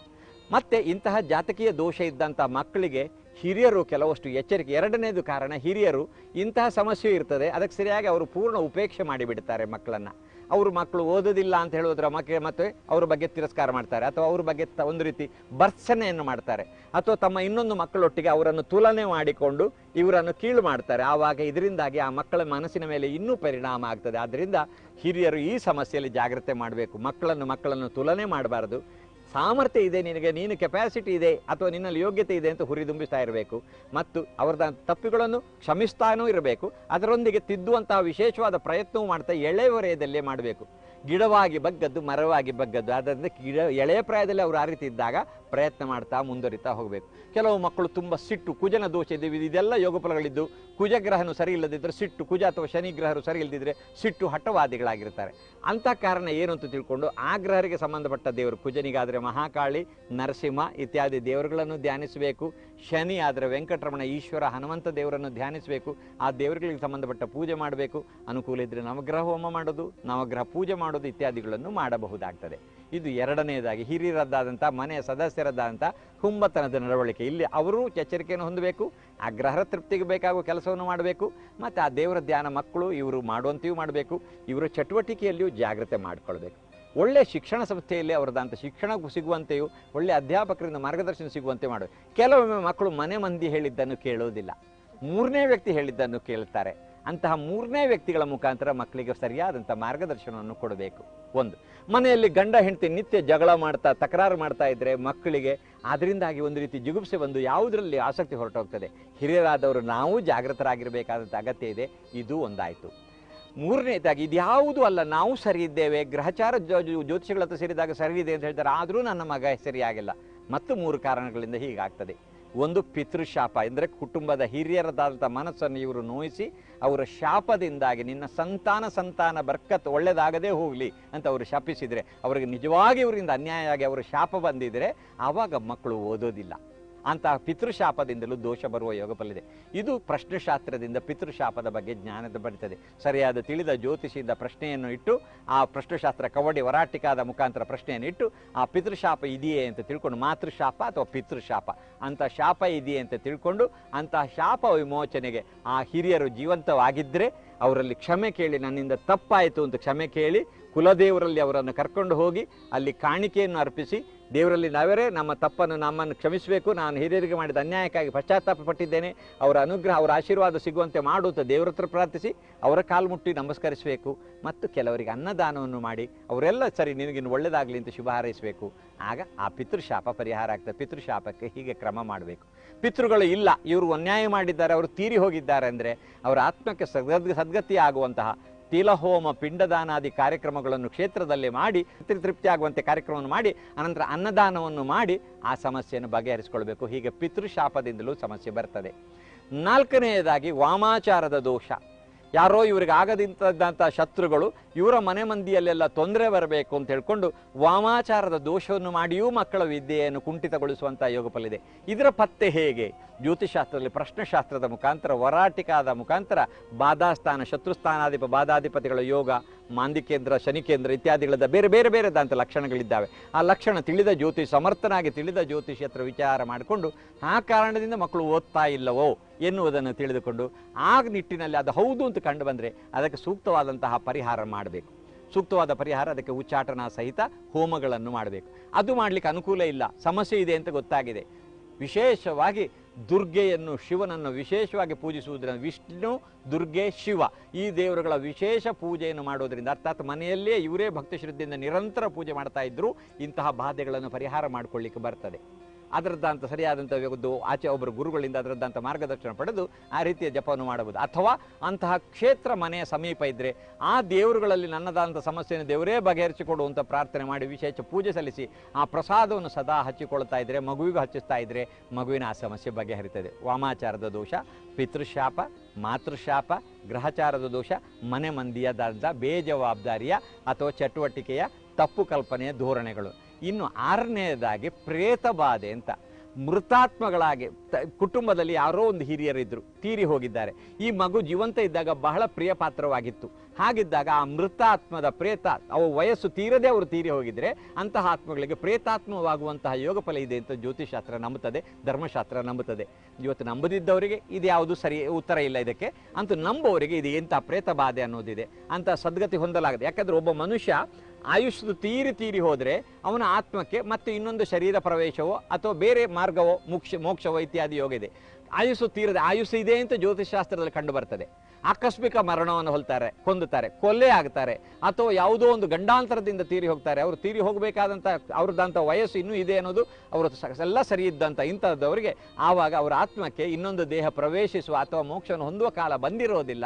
ಆವಾಗ ಅವರು ಪ್ರೇತಾತ್ಮವಾಗಿ ತಿರುಗುತ್ತಾರೆ. ಅಂತಹ ಪ್ರಿಯಪಾತ್ರವಾದಂತಹ ಆತ್ಮವಾಗಿದ್ದದ್ದು ಪ್ರೇತಾತ್ಮವಾದಾಗ ಈ ಮಗುವಿಗೆ ಬಾಧೆ ಕೊಟ್ಟಾಗ ಅದು ಪ್ರಯೋಜಕವಾಗುವುದಿಲ್ಲ. ಅದು ನೆಗೆಟಿವ್ ಇಫೆಕ್ಟ್ ಆಗಿ ಆರೋಗ್ಯದ ಏರುಪೇರು, ಡಲ್ನೆಸ್ಸು, ಉತ್ಸಾಹ ಇಲ್ಲದೆ ಇರುವುದು, ಏಕಾಗ್ರತೆ ಇಲ್ಲದೆ ಇರುವುದು, ಒಂದು ರೀತಿಯಲ್ಲಿ ಹಠವಾದ ಆಗೋದು, ವಿವೇಚನಾ ರಹಿತ ನಡವಳಿಕೆ ಮಾಡೋದು, ಹೀಗೂ ಮಕ್ಕಳು ಮಾಡುವ ಕ್ರಮ ಇದೆ. ಇಂಥದ್ದಿದ್ದಾವಾಗ ಅಂತಹ ಪ್ರೇತಾತ್ಮ ಯಾವುದು ಅಂತ ತಿಳ್ಕೊಂಡು ಅದಕ್ಕೆ ಸದ್ಗತಿಯ ತಿಲಹೋಮ, ಪಿಂಡದಾನ ಇತ್ಯಾದಿಗಳನ್ನು ಮಾಡಿ ಕ್ಷೇತ್ರ ಪಿಂಡದಾನದಿಂದ ಸದ್ಗತಿ ಮಾಡಬೇಕು. ಅವರ ಆತ್ಮವನ್ನು ಆ ಪ್ರೇತತ್ವ ಪರಿಹಾರ ಆಗುವಂತೆ ಅದಕ್ಕೆ ಬೇಕಾಗುವ ಕಾರ್ಯಕ್ರಮಗಳನ್ನು ಮಾಡಬೇಕು. ಅದರ ಮೊದಲು ಪ್ರೇತಬಾಧ ಉಚ್ಚಾಟನೆ ನಿವೃತ್ತಿ ಮಾಡಿಕೊಂಡು ಅನಂತರ ಆತ್ಮ ಸದ್ಗತಿಯ ಕಾರ್ಯಕ್ರಮ ಮಾಡಿಕೊಂಡು ಪರಿಹಾರ ಮಾಡಬೇಕು. ಈ ಎಲ್ಲ ಕಾರ್ಯಕ್ರಮಗಳನ್ನು ಮಾಡಿದವಾಗ ಮಕ್ಕಳು ಚೆನ್ನಾಗಿ ಓದುವುದಕ್ಕೆ ಬೇಕಾಗುವ ಪೂರಕ ಬರ್ತದೆ. ಏನು ಮಾಡಿದರೂ ಪರಿಹಾರ ಆಗದ ಕೆಲವು ಸಮಸ್ಯೆಗಳಿದ್ದಾವೆ. ಇದೆಲ್ಲವೂ ಇಷ್ಟು ಮಾಡಿದವರು ಎಲ್ಲರೂ ಓದಿ ಬಿಡ್ತಾರೋ? ಹಾಗಾದ್ರೆ ಪ್ರಪಂಚದಲ್ಲಿ ಎಲ್ಲ ಮಕ್ಕಳು ಓದ್ತಾನೆ ಇರಬೇಕು, ಯಾರೂ ಮಕ್ಕಳು ಓದದೇ ಇರೋ ಪರಿಸ್ಥಿತಿಯೇ ಇಲ್ಲ ಅಂತ ಆಗಬೇಕು, ಎಲ್ಲರೂ ಕ್ಲಾಸ್ ಫಸ್ಟ್ ಬರಬೇಕು. ಹಾಗಾಗೋದಿಲ್ಲ. ಯೋಗ ಇದ್ದು ಆಗದೇ ಇದ್ದಾವಾಗ ಈ ಸಮಸ್ಯೆ ಪರಿಹಾರ. ಯೋಗ ಇಲ್ಲದೇ ಇದ್ದರೆ ಏನೂ ಮಾಡಲಿಕ್ಕೆ ಬರೋದಿಲ್ಲ. ಎಲ್ಲರೂ ಓದುವುದಿಲ್ಲ ಪ್ರಪಂಚದಲ್ಲಿ. ತಂದೆ ತಾಯಿಗಳು ಅಂತಹ ಖಾತ್ರಿ ಅದು ಓದದೇ ಇರೋ ಪರಿಸ್ಥಿತಿ ಅಂತಾದರೆ ಆ ಬಗ್ಗೆ ಚಿಂತೆ ಮಾಡದೆ ಮಗನನ್ನು ಮಗಳನ್ನು ಯೋಗ್ಯ ನಾಗರಿಕನಾಗುವಂತೆ ಅವರಿಗೆ ಸರಿಯಾದಂಥ ಮಾರ್ಗದರ್ಶನ ನೀಡಿ ವ್ಯಕ್ತಿಯಾಗಿ ಮುಂದುವರಿಯುವಂಥ ವ್ಯವಸ್ಥೆ ಮಾಡಿದರೆ ಬಹಳ ಪ್ರಯೋಜನ ಆಗ್ತದೆ. ಈ ನಿಟ್ಟಿನಲ್ಲಿ ಪ್ರಯತ್ನಿಸಬಹುದಾಗ್ತದೆ. ಬೊಪ್ಪದು ತಪ್ಪದು, ತಪ್ಪದು ಬೊಪ್ಪದು ಅಂತಾರೆ. ಬರುವಂಥದ್ದನ್ನ ಯಾರ ಕೈಲಿಂದಲೂ ತಪ್ಪಿಸೋದಕ್ಕಾಗೋದಿಲ್ಲ. ತಪ್ಪಿ ಹೋಗುವಂಥದ್ದನ್ನ ನಾವು ಏನೇ ಮಾಡಿದ್ರೂ ಅದು ಬರೋದಿಲ್ಲ ಅಂತಾರೆ. ಹಾಗಾಗಿ ಯಾವುದೋ ಸಣ್ಣ ಪುಟ್ಟ ದೋಷಗಳಿಂದ ಮಕ್ಕಳು ಓದದೇ ಇರಬಹುದು, ಆದರೆ ಅದಕ್ಕೆ ಸರಿಯಾದ ಪರಿಹಾರವನ್ನ ಮಾಡೋದಿನ ಮಕ್ಕಳ ಭವಿಷ್ಯವನ್ನ ದೊಡ್ಡವರು ಉಜ್ವಲಗೊಳಿಸಬಹುದು. ಗುರುಗಳು ಹೇಳಿದನ್ನ ಪಾಲಿಸ್ತಾ ಈಗ ಕಡೆಯದಾಗಿ ಗುರುಮಂತ್ರವನ್ನ ತಿಳ್ಕೊಳ್ಳೋಣ. ಗುರುಗಳೇ, ಇವತ್ತು ಯಾವ ಗುರುಮಂತ್ರ ಹೇಳ್ಕೊಡ್ತಿದ್ದೀರಿ? ಇವತ್ತು ಗುರುವಾರದ ದಿವಸ ರಾಮನ ಧ್ಯಾನ ಮಾಡುವುದರಿಂದ ರಾಮಾನುಗ್ರಹ ಸಿದ್ಧಿಸಿದರೆ ಕಷ್ಟಗಳೆಲ್ಲ ಪರಿಹಾರ ಆಗ್ತದೆ ಅನ್ನುವುದು ನಮ್ಮದಂತ ನಂಬಿಕೆ. ಆದದ್ರಿಂದ ಮಂಗಲಂ ಕೌಸಲೇಂದ್ರಾಯ ಮಹನೀಯ ಗುಣಾತ್ಮನೇ ಚಕ್ರವರ್ತಿ ತನೂಜಾಯ ಸಾರ್ವಭೌಮಾಯ ಮಂಗಲಂ ಎನ್ನುವಂತಹ ರಾಮ ಮಂತ್ರವನ್ನು ಗೊತ್ತಿದ್ರೆ ಜಪಿಸಬಹುದು. ಇಲ್ಲವಾದರೆ ಓಂ ರಾಮಭದ್ರಾಯ ನಮಃ ಎಂದು ರಾಮನನ್ನು ಭಕ್ತಿ ಶ್ರದ್ಧೆಯಿಂದ ಧ್ಯಾನಿಸ್ತಾ ಇದ್ದರೆ ದೇವತಾನುಗ್ರಹ ಸಿದ್ಧಿಸ್ತದೆ. ಸಿದ್ಧಿಸಲಿ, ಎಲ್ಲರ ಕಷ್ಟ ಪರಿಹಾರವಾಗಲಿ, ಲೋಕದ ಎಲ್ಲ ಜನ ಸುಖ ಸಂತೋಷ ಸಮೃದ್ಧಿಯೊಂದಿಗೆ ನೆಮ್ಮದಿಯೊಂದಿಗೆ ಬದುಕುವಂಥ ಸುಯೋಗವನ್ನು ಶ್ರೀದೇವರುಗಳು ಎಲ್ಲರಿಗೂ ಕರುಣಿಸಲಿ ಅಂತ ಶುಭ ಹಾರೈಸ್ತೇನೆ. ನಮಸ್ಕಾರ. ಈಗ ಒಂದು ಪುಟ್ಟ ವಿರಾಮವನ್ನು ತಗೊಳ್ಳೋಣ. ವಿರಾಮದ ನಂತರ ಪರಮ ಪೂಜ್ಯ ಗುರು ಮಾತಾಜಿ ಅಮ್ಮಾರವರಿಂದ ಭಗವದ್ಗೀತಾ ಸಾರ. ನೀವು ನೋಡ್ತಾ ಇದ್ದೀರಾ ಸುವರ್ಣ.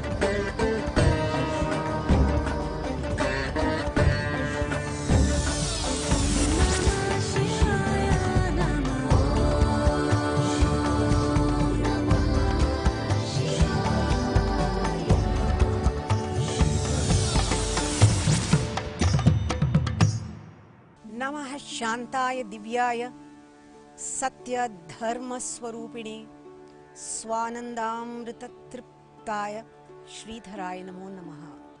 ನೆನ್ನೆ ನಾವು ನೋಡ್ತಾ ಇದ್ವಿ ನಮ್ಮ ಸುಖ ಹೇಗೆ ನಮ್ಮ ಜೀವವನ್ನು ಸಂಸ್ಕರಿಸುತ್ತೆ, ಅದೇ ಥರ ದುಃಖವೂ ಕೂಡ ನಮ್ಮ ಜೀವವನ್ನು ಸಂಸ್ಕರಿಸುತ್ತೆ. ನೀವು ಗಮನಿಸ್ತಾ ಬನ್ನಿ, ದುಃಖ ಬರಲಿ ಸುಖ ಬರಲಿ ಎರಡೂ ಕೂಡ ನಮ್ಮ ಜೀವವನ್ನು ಸಂಸ್ಕರಿಸ್ತಾ ಇದೆ ಅಂತ. ಸುಖ ದುಃಖ ಎರಡೂ ಕೂಡ ನಾವೇ ಮಾಡಿಕೊಂಡಿದ್ದು. ಸ್ವಲ್ಪ ನಿಮ್ಮ ಬುದ್ಧಿಯಿಂದ ಪ್ರಜ್ಞೆಯಿಂದ ವಿಚಾರ ಮಾಡಿ ನೀವೇ ಕೂತ್ಕೊಂಡು, ಈ ಸುಖ ಏನು? What is pleasant to you? ನಿನಗೆ ಸುಖ ಕೊಡುತ್ತಲ್ಲ, ಪ್ಲೆಷರ್ ಕೊಡುತ್ತಲ್ಲ, ಏನದು?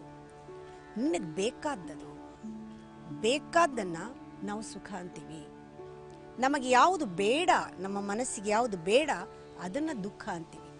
ಈ ಸುಖ ದುಃಖ ಎಲ್ಲಿಂದ ಜನಿತವಾಗಿದೆ? ನಮ್ಮಲ್ಲಿರುವಂತಹ ಬೇಕು ಬೇಡಗಳಿಂದ ಜನಿತವಾಗಿದೆ. ಯಾವುದು ನಮಗೆ ಆನಂದ ಉಂಟು ಮಾಡುತ್ತೆ, ಸಂತೋಷ ಉಂಟು ಮಾಡುತ್ತೆ, ಅವೆಲ್ಲ ನಮಗೆ ಬೇಕು. ಅದನ್ನು ಯಾವುದು ನಾಶ ಮಾಡುತ್ತೆ, ನಮ್ಮ ಆನಂದನ ಕೆಡಿಸುತ್ತೆ, ಇವೆಲ್ಲವೂ ಕೂಡ ನಮಗೆ ಬೇಡ.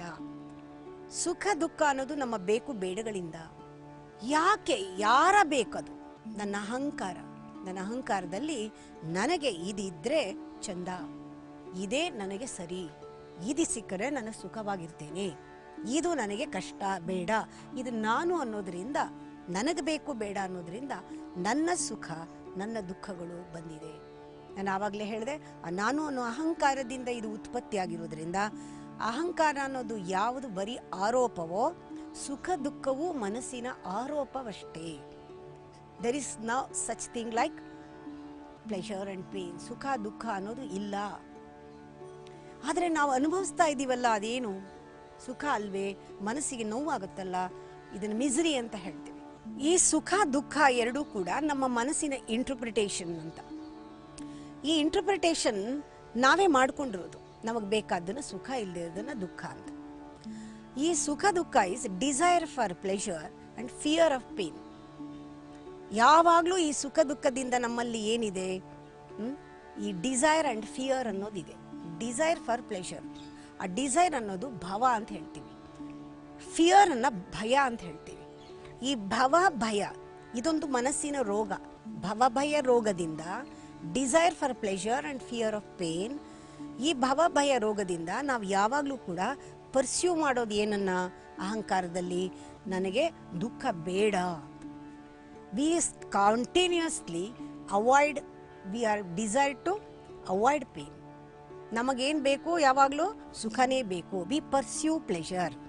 ಭವ ಭಯ ರೋಗ ಇರೋದ್ರಿಂದ, ಭವ ಭಯ ರೋಗ ಎಲ್ಲಿಂದ ಬಂದಿದೆ? ಮೆಮೊರಿಯಿಂದ. Desire is only a memory of the pleasure. Fear is memory of the past.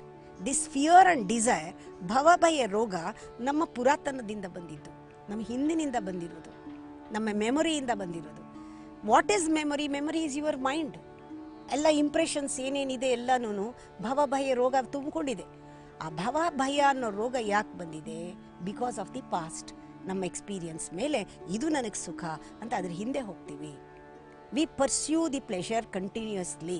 ಅದು ಮಾಡುವ ದಾರಿನಲ್ಲಿ ಮಧ್ಯ ಮಧ್ಯ ಸುಖನ ಬೇಡ ಅಂತಲೂ ಮಾಡ್ತೀವಿ. ಈ ಸುಖ ದುಃಖ ಅನ್ನೋದು ನನಗೆ ಬೇಕು ಬೇಡ ಅಂದಾಗ ಬರಲ್ಲ. ಅದು ಬಂದಾಗ ನಾವು ಅದನ್ನು ಹಿಡ್ಕೋತೀವಿ. ಅದೇನು ಬರುತ್ತೆ ಅದು ಅದೇ ಬರಕ್ಕೆ ಸಾಧ್ಯ. ನಮಗದು ಬೇಡ ಆದಾಗ ನಾವು ಅದನ್ನು, ಆ ಒಂದು ವಸ್ತುಸ್ಥಿತಿಯನ್ನು ಬೇಡ, ನನಗಿದು ದುಃಖ ಅಂತ ಹೇಳ್ತೀವಿ.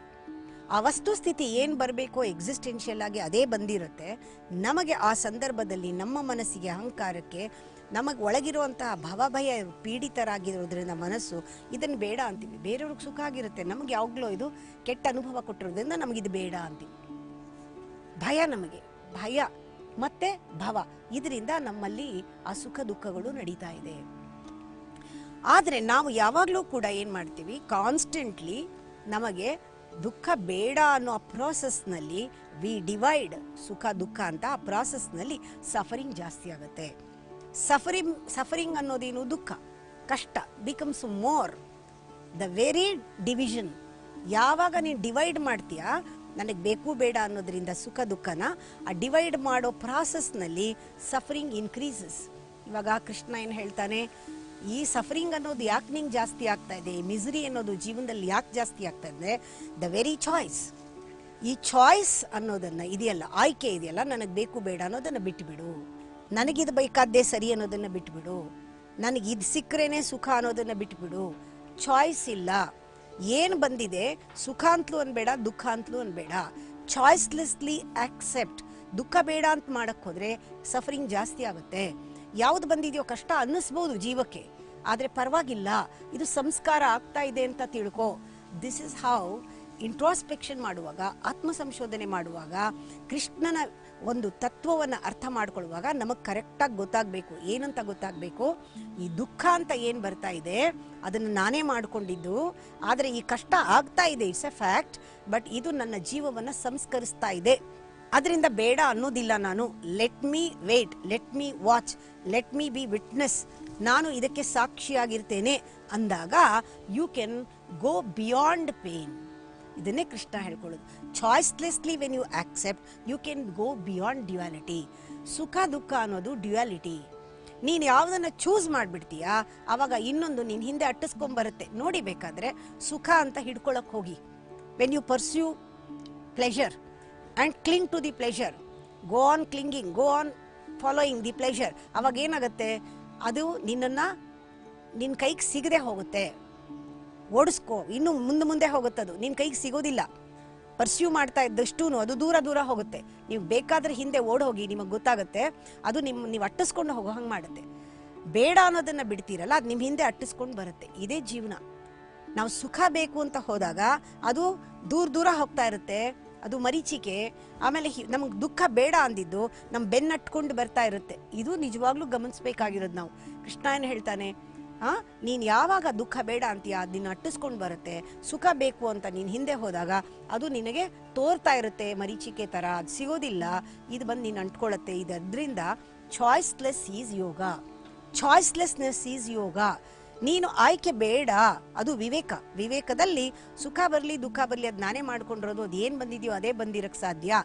ಓಕೆ, ಏನೇ ಬರಲಿ ಅದು ಸ್ವಲ್ಪ ಕಷ್ಟ ಆಗಬಹುದು, ಅದು it may be ugly, it may be little bit pain, it's okay, ಇದು ನನ್ನ ಸಂಸ್ಕಾರಕ್ಕಾಗಿ ಇದೆ. ಲೆಟ್ ಮಿ ಗೋ ಥ್ರೂ ಅಂದಾಗ, ಅದನ್ನು ನೀವು ಆಕ್ಸೆಪ್ಟ್ ಮಾಡಿದಾಗ ನಿಮ್ಗೆ ಎಂಥ ಒಳಗಡೆಯಿಂದ ಶಕ್ತಿ ಬರುತ್ತೆ ಅಂದರೆ ಅದನ್ನು ದಾಟ್ಕೊಂಡು ಹೋಗ್ಬೋದು, ದುಃಖವನ್ನು ಮೀರಿ ಹೋಗ್ಬೋದು. ಯಾರು ಅಂಡರ್ಸ್ಟ್ಯಾಂಡ್ ಮಾಡ್ಕೊಳ್ತಾರೆ what is good and bad, what is ಸುಖ ದುಃಖ, ಯಾರು ಅರ್ಥ ಮಾಡ್ಕೊಳ್ತಾರೆ, ಪ್ಲೆಷರ್ ಆ್ಯಂಡ್ ಪೇನ್ ಎರಡನ್ನು ಯಾರು ಅರ್ಥ ಮಾಡ್ಕೊಳ್ತಾರೆ, they can go beyond suffering ಅಂತ ಕೃಷ್ಣ ಹೇಳ್ತಾನೆ. ಇದು ನೀನು ಮೀರಿ ಹೋಗಬೇಕು. ಅದರಿಂದ ದುಃಖ ಬರಲಿ ಪರವಾಗಿಲ್ಲ, ಅದನ್ನು ಎದುರಿಸೋ, ಜಾಸ್ತಿ ಹೊತ್ತಿರಲ್ಲ, ಅದು ನೀನೇ ಮಾಡ್ಕೊಂಡಿರೋದ್ರಿಂದ ಇನ್ನೊಂದು ಸೈಡು ಸುಖ ಬರುತ್ತೆ. ಸುಖ ಬಂದಾಗ ಹಿಡ್ಕೊಳಕ್ಕೆ ಹೋಗಬೇಡ, ದುಃಖ ಬಂದಾಗ ಬೇಡ ಅನ್ಬೇಡ. ಈ ಮನೋಧರ್ಮ ಕಲ್ತ್ಕೋ. ಬೇಡ ಅಂತಲೂ ಅನ್ಬೇಡ, ಬೇಕು ಅಂತಲೂ ಅನ್ಬೇಡ, ಸುಖ ಬೇಕು ಅನ್ಬೇಡ, ದುಃಖ ಬೇಡ ಅನ್ಬೇಡ. ಇದೆರಡೂ ಇಲ್ಲದೆ ಇದ್ದಾಗ, ನೀನು ಇದೆರಡನ್ನು ಮೀರಿ ಹೋದಾಗ ನಿನಗೊಂದು ಆನಂದ ಸಿಗುತ್ತೆ. ಅದೇ ನಾನು ಅಂತ ಕೃಷ್ಣ ಹೇಳ್ತಾನೆ. ನೀವು ನೋಡ್ತಾ ಇದ್ದೀರಾ ಸುವರ್ಣ.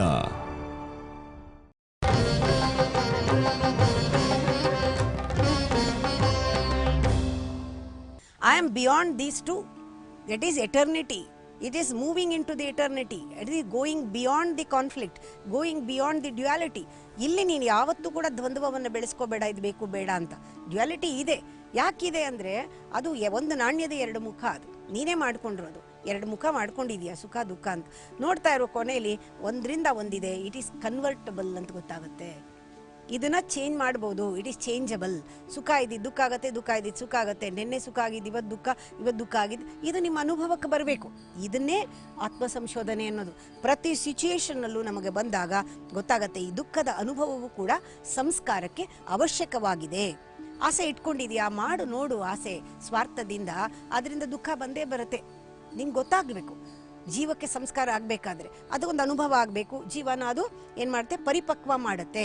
ದುಃಖದಿಂದನೂ ಹೌದು, ನಾನು ಇದರಿಂದ ಬಿದ್ದಿದ್ದರಿಂದ ಹಿಂಗಾಯಿತು ಅಂತ ಪರಿಪಕ್ವ ಮಾಡುತ್ತೆ. ಅಂದರೆ ಜೀವ ಅನ್ನೋದು ಒಳಗಡೆ ಜೀವಾತ್ಮ ಮೆಟ್ಟಲಾಗಿ ಜನ್ಮಾಂತರದ ದ್ವಾರಗಳಿಂದ ಒಂದೊಂದು ಜನ್ಮಕ್ಕೂ ಬಂದು ಕಲ್ತ್ಕೊಂಡು ಅವನು ಉತ್ತಮ ಗತಿಯನ್ನು ಪಡಿಬೇಕಾದ್ರೆ ಒಂದೊಂದು ಜನ್ಮನೂ ಕೂಡ ಒಂದೊಂದು ಪಾಠ. ನಿಮಗೆ ಒಂದು ಜನ್ಮ, ಇಡೀ ಜನ್ಮವೇ ಜೀವಕ್ಕೆ ಸಂಸ್ಕಾರ ಕೊಡೋದಕ್ಕೆ ಇದೆ.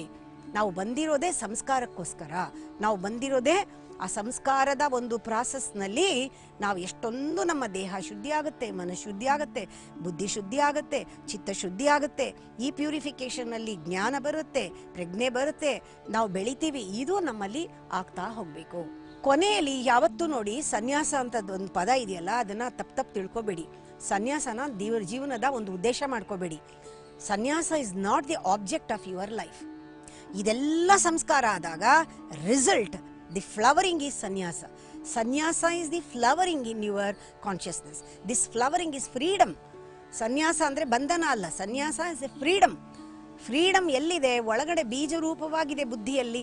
ವಿವೇಕ ಜಾಗೃತಿ ಆದಾಗ ಅದು ಒಳಗಡೆ ಅರಳುತ್ತಲ್ಲ, ಅದು ಸನ್ಯಾಸ. ಸನ್ಯಾಸ ಈಸ್ ದಿ ಕಾನ್ಸಿಕ್ವೆನ್ಸ್.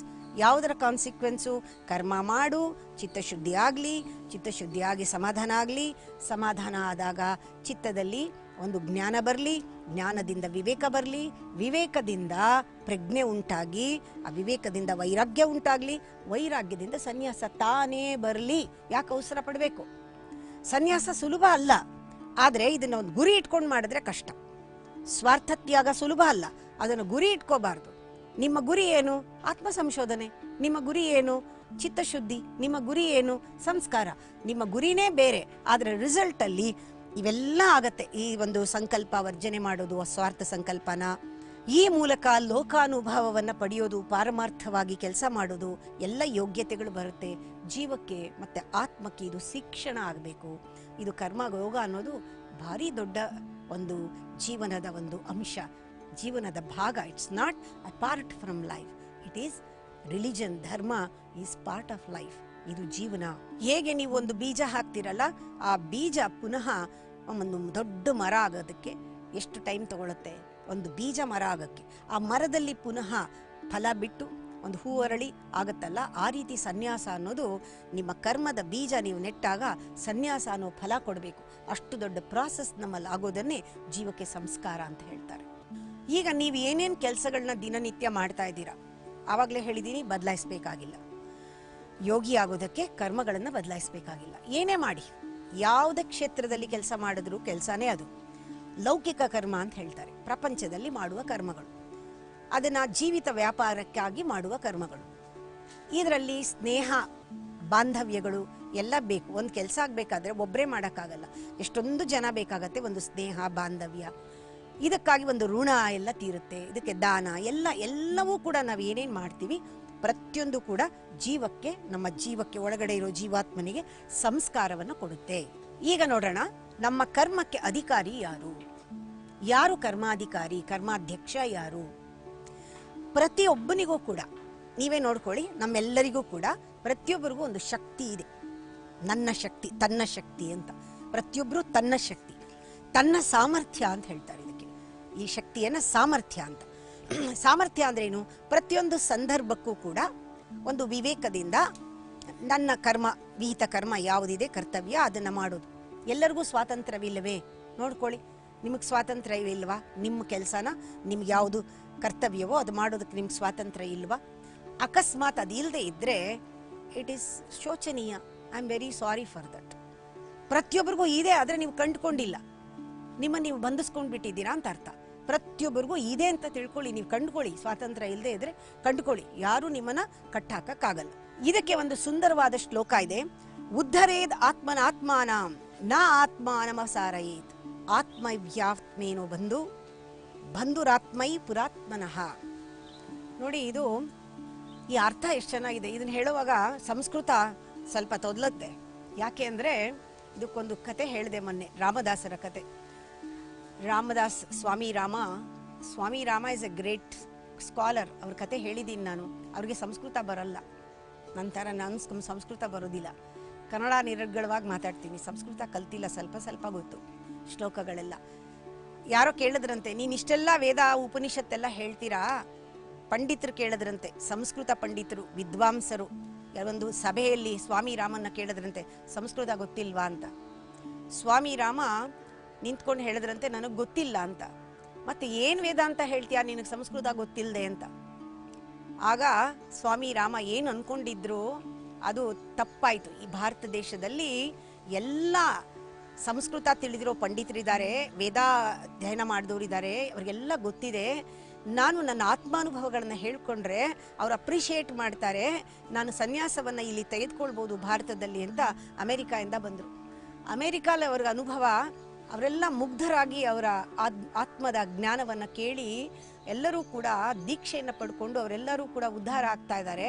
ಆದರೆ ಭಾರತ ದೇಶಕ್ಕೆ ಬಂದಾಗ ಇಲ್ಲಿ ಒಂದು ರೀತಿ ನಮಗೆಲ್ಲ ಗೊತ್ತಿದೆ ಅನ್ನೋ ಅಹಂಕಾರ ಇರುತ್ತಲ್ಲ, ಆ ವಿದ್ವಾಂಸರ ಮಧ್ಯದಲ್ಲಿ ಕೂತು ತನ್ನ ಅನುಭವಗಳನ್ನು ಹೇಳಿದಾಗ, ಇದೇನು ಅನುಭವ, ನಿನಗೆ ಸಂಸ್ಕೃತನೇ ಗೊತ್ತಿಲ್ಲ, ನಿಂಗೇನು ವೇದ ಗೊತ್ತು, ಏನು ಉಪನಿಷತ್ ಗೊತ್ತು ಅಂತ ಹೇಳಿದಾಗ, ಆವಾಗ ಹೇಳಿದ ಸನ್ಯಾಸಿ ಅನ್ನೋ ಪದಕ್ಕೆ ನನಗಿವತ್ತು ಅರ್ಥ ಸಿಕ್ತು, ಅದನ್ನು ನಾನು ತ್ಯಾಗ ಮಾಡಿದ್ದೀನಿ, ಸನ್ಯಾಸವನ್ನೇ ನಾನು ತ್ಯಾಗ ಮಾಡಿದೆ ಅಂತ ಹೇಳಿದ್ರಂತೆ.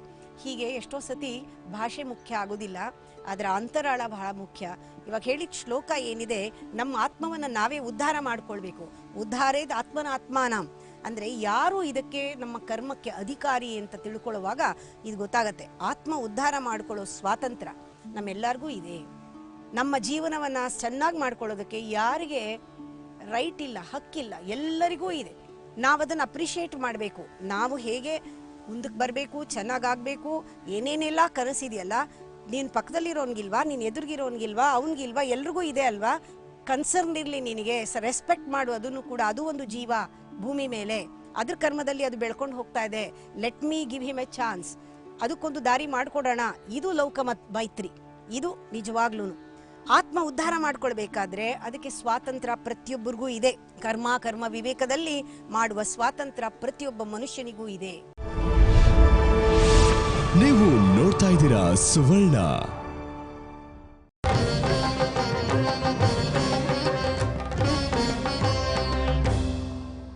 ಈ ಒಂದು ಕರ್ಮಕ್ಕೆ ಅಧಿಕಾರ ಯಾವುದು, ಯಾರು ಅಧಿಕಾರಿ, ನನ್ನ ಕರ್ಮಕ್ಕೆ ನಾನು ಅಧಿಕಾರಿ ಹೇಗೆ ಅಂತ ನೋಡೋಣ.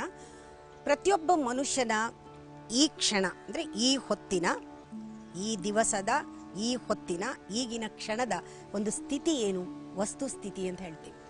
The inevitability of the situation. ಈ ಸಂದರ್ಭ ಹೇಗಿದೆ, ಇದು ಹೇಗಾಯಿತು, ಹಿಂದೆ ಮಾಡಿಕೊಂಡಿದ್ರಿಂದ ಈ ಕ್ಷಣ ಬಂತು, ಹಿಂದೆ ಮಾಡಿದ್ರಿಂದ ಈ ಕ್ಷಣ ಅದರ ಒಂದು ಫಲವಾಗಿ ಬಂತು. ಅಂದರೆ ಕರ್ಮದಿಂದ ತಾನು, ಅಂದರೆ ತನ್ನ ಪ್ರಾಚೀನದಿಂದ ತಾನು, ತನ್ನಿಂದಲೇ ತನಗೆ ಭವಿಷ್ಯ. ಇದರಲ್ಲಿ ಯಾರೂ ಇದರಲ್ಲಿ ಪಾರ್ಟಿಸಿಪೇಷನ್ ಇಲ್ಲ, ನಮ್ದೇನೆ, ನಾವು ಮಾಡಿದ್ದೇ ನಾವು ತಿನ್ನಬೇಕು. ಇದನ್ನು ಎಲ್ಲರೂ ಕೂಡ ಬಾಯಿನಲ್ಲಿ ತುಂಬ ಚೆನ್ನಾಗಿ ಹೇಳ್ತೀವಿ, ಮಾಡಿದ್ದುಣ್ಣೋ ಮಹಾರಾಯ ಅಂತ. ಈ ಗಾದೆ ನೋಡಿ, ಈ ಗಾದೆ ಒಂದೇ ಸಾಕು. ಅದಕ್ಕೆ ಹೇಳ್ತಾರೆ ಗಾದೆಗಳು ವೇದಕ್ಕಿಂತ ಶಕ್ತಿ ಜಾಸ್ತಿ ಅಂತ, ವೇದಕ್ಕಿಂತ ಇದು ಪವರ್ಫುಲ್ ಅಂತ. ಒಂದು ಗಾದೆ ನೋಡ್ಕೊಳ್ಳಿ, ಮಾಡಿದ್ದುಣ್ಣೋ ಮಹಾರಾಯ ಅಂತೀವಿ. ಇದನ್ನು ನಾವು ತಮಾಷೆಗೆ ತಗೊಳ್ತೀವಿ. ಇದನ್ನು ಸ್ವಲ್ಪ ಚಿಂತನೆ ಮಾಡಿದಾಗ ನಾನೇನು ಪ್ರಾಚೀನದಲ್ಲಿ ಏನು ಮಾಡಿದ್ದೆ ಹಿಂದೆ, ಅದರ ಫಲವೇ ಇವತ್ತೇ ಬರ್ತಾ ಇದೆ ಅಂತ ಇದು ಖಚಿತವಾಗಿದ್ದರೆ ಇವತ್ತು ಮಾಡೋದು ಯಾತಕ್ಕೆ ನಾಳೆಗೆ ಫಲ ಅಲ್ಲ. ಇವತ್ತು ನಾನು ಯಾವ ರೀತಿ ಮಾಡಬೇಕು, ನಾಳೆ ಸರಿ ಊಟ ಮಾಡಬೇಕಾದ್ರೆ, ನಾನು ನಾಳೆ ಸುಖವಾಗಿರಬೇಕಾದ್ರೆ ಇವತ್ತು ನಾನು ಯಾವ ರೀತಿ ಬದುಕಬೇಕು, ನನ್ನ ಭವಿಷ್ಯ ನನ್ನ ಕೈನಲ್ಲೇ ಇದೆ ಅಂತ. ಅದಕ್ಕೆ ಕೃಷ್ಣ ಹೇಳಿದಾನೆ, ಬಂಧುರಾತ್ಮ ಇವ ಪುರಾತ್ಮನಃ ಅಂತ.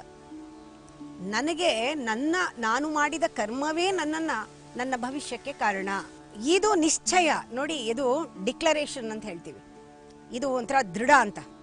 ಯಾವ ರೀತಿ ಕೃಷ್ಣ ಇದನ್ನು ಹೇಳಿದಾನೆ ಅಂದರೆ, ಇದು ನಿಶ್ಚಯ.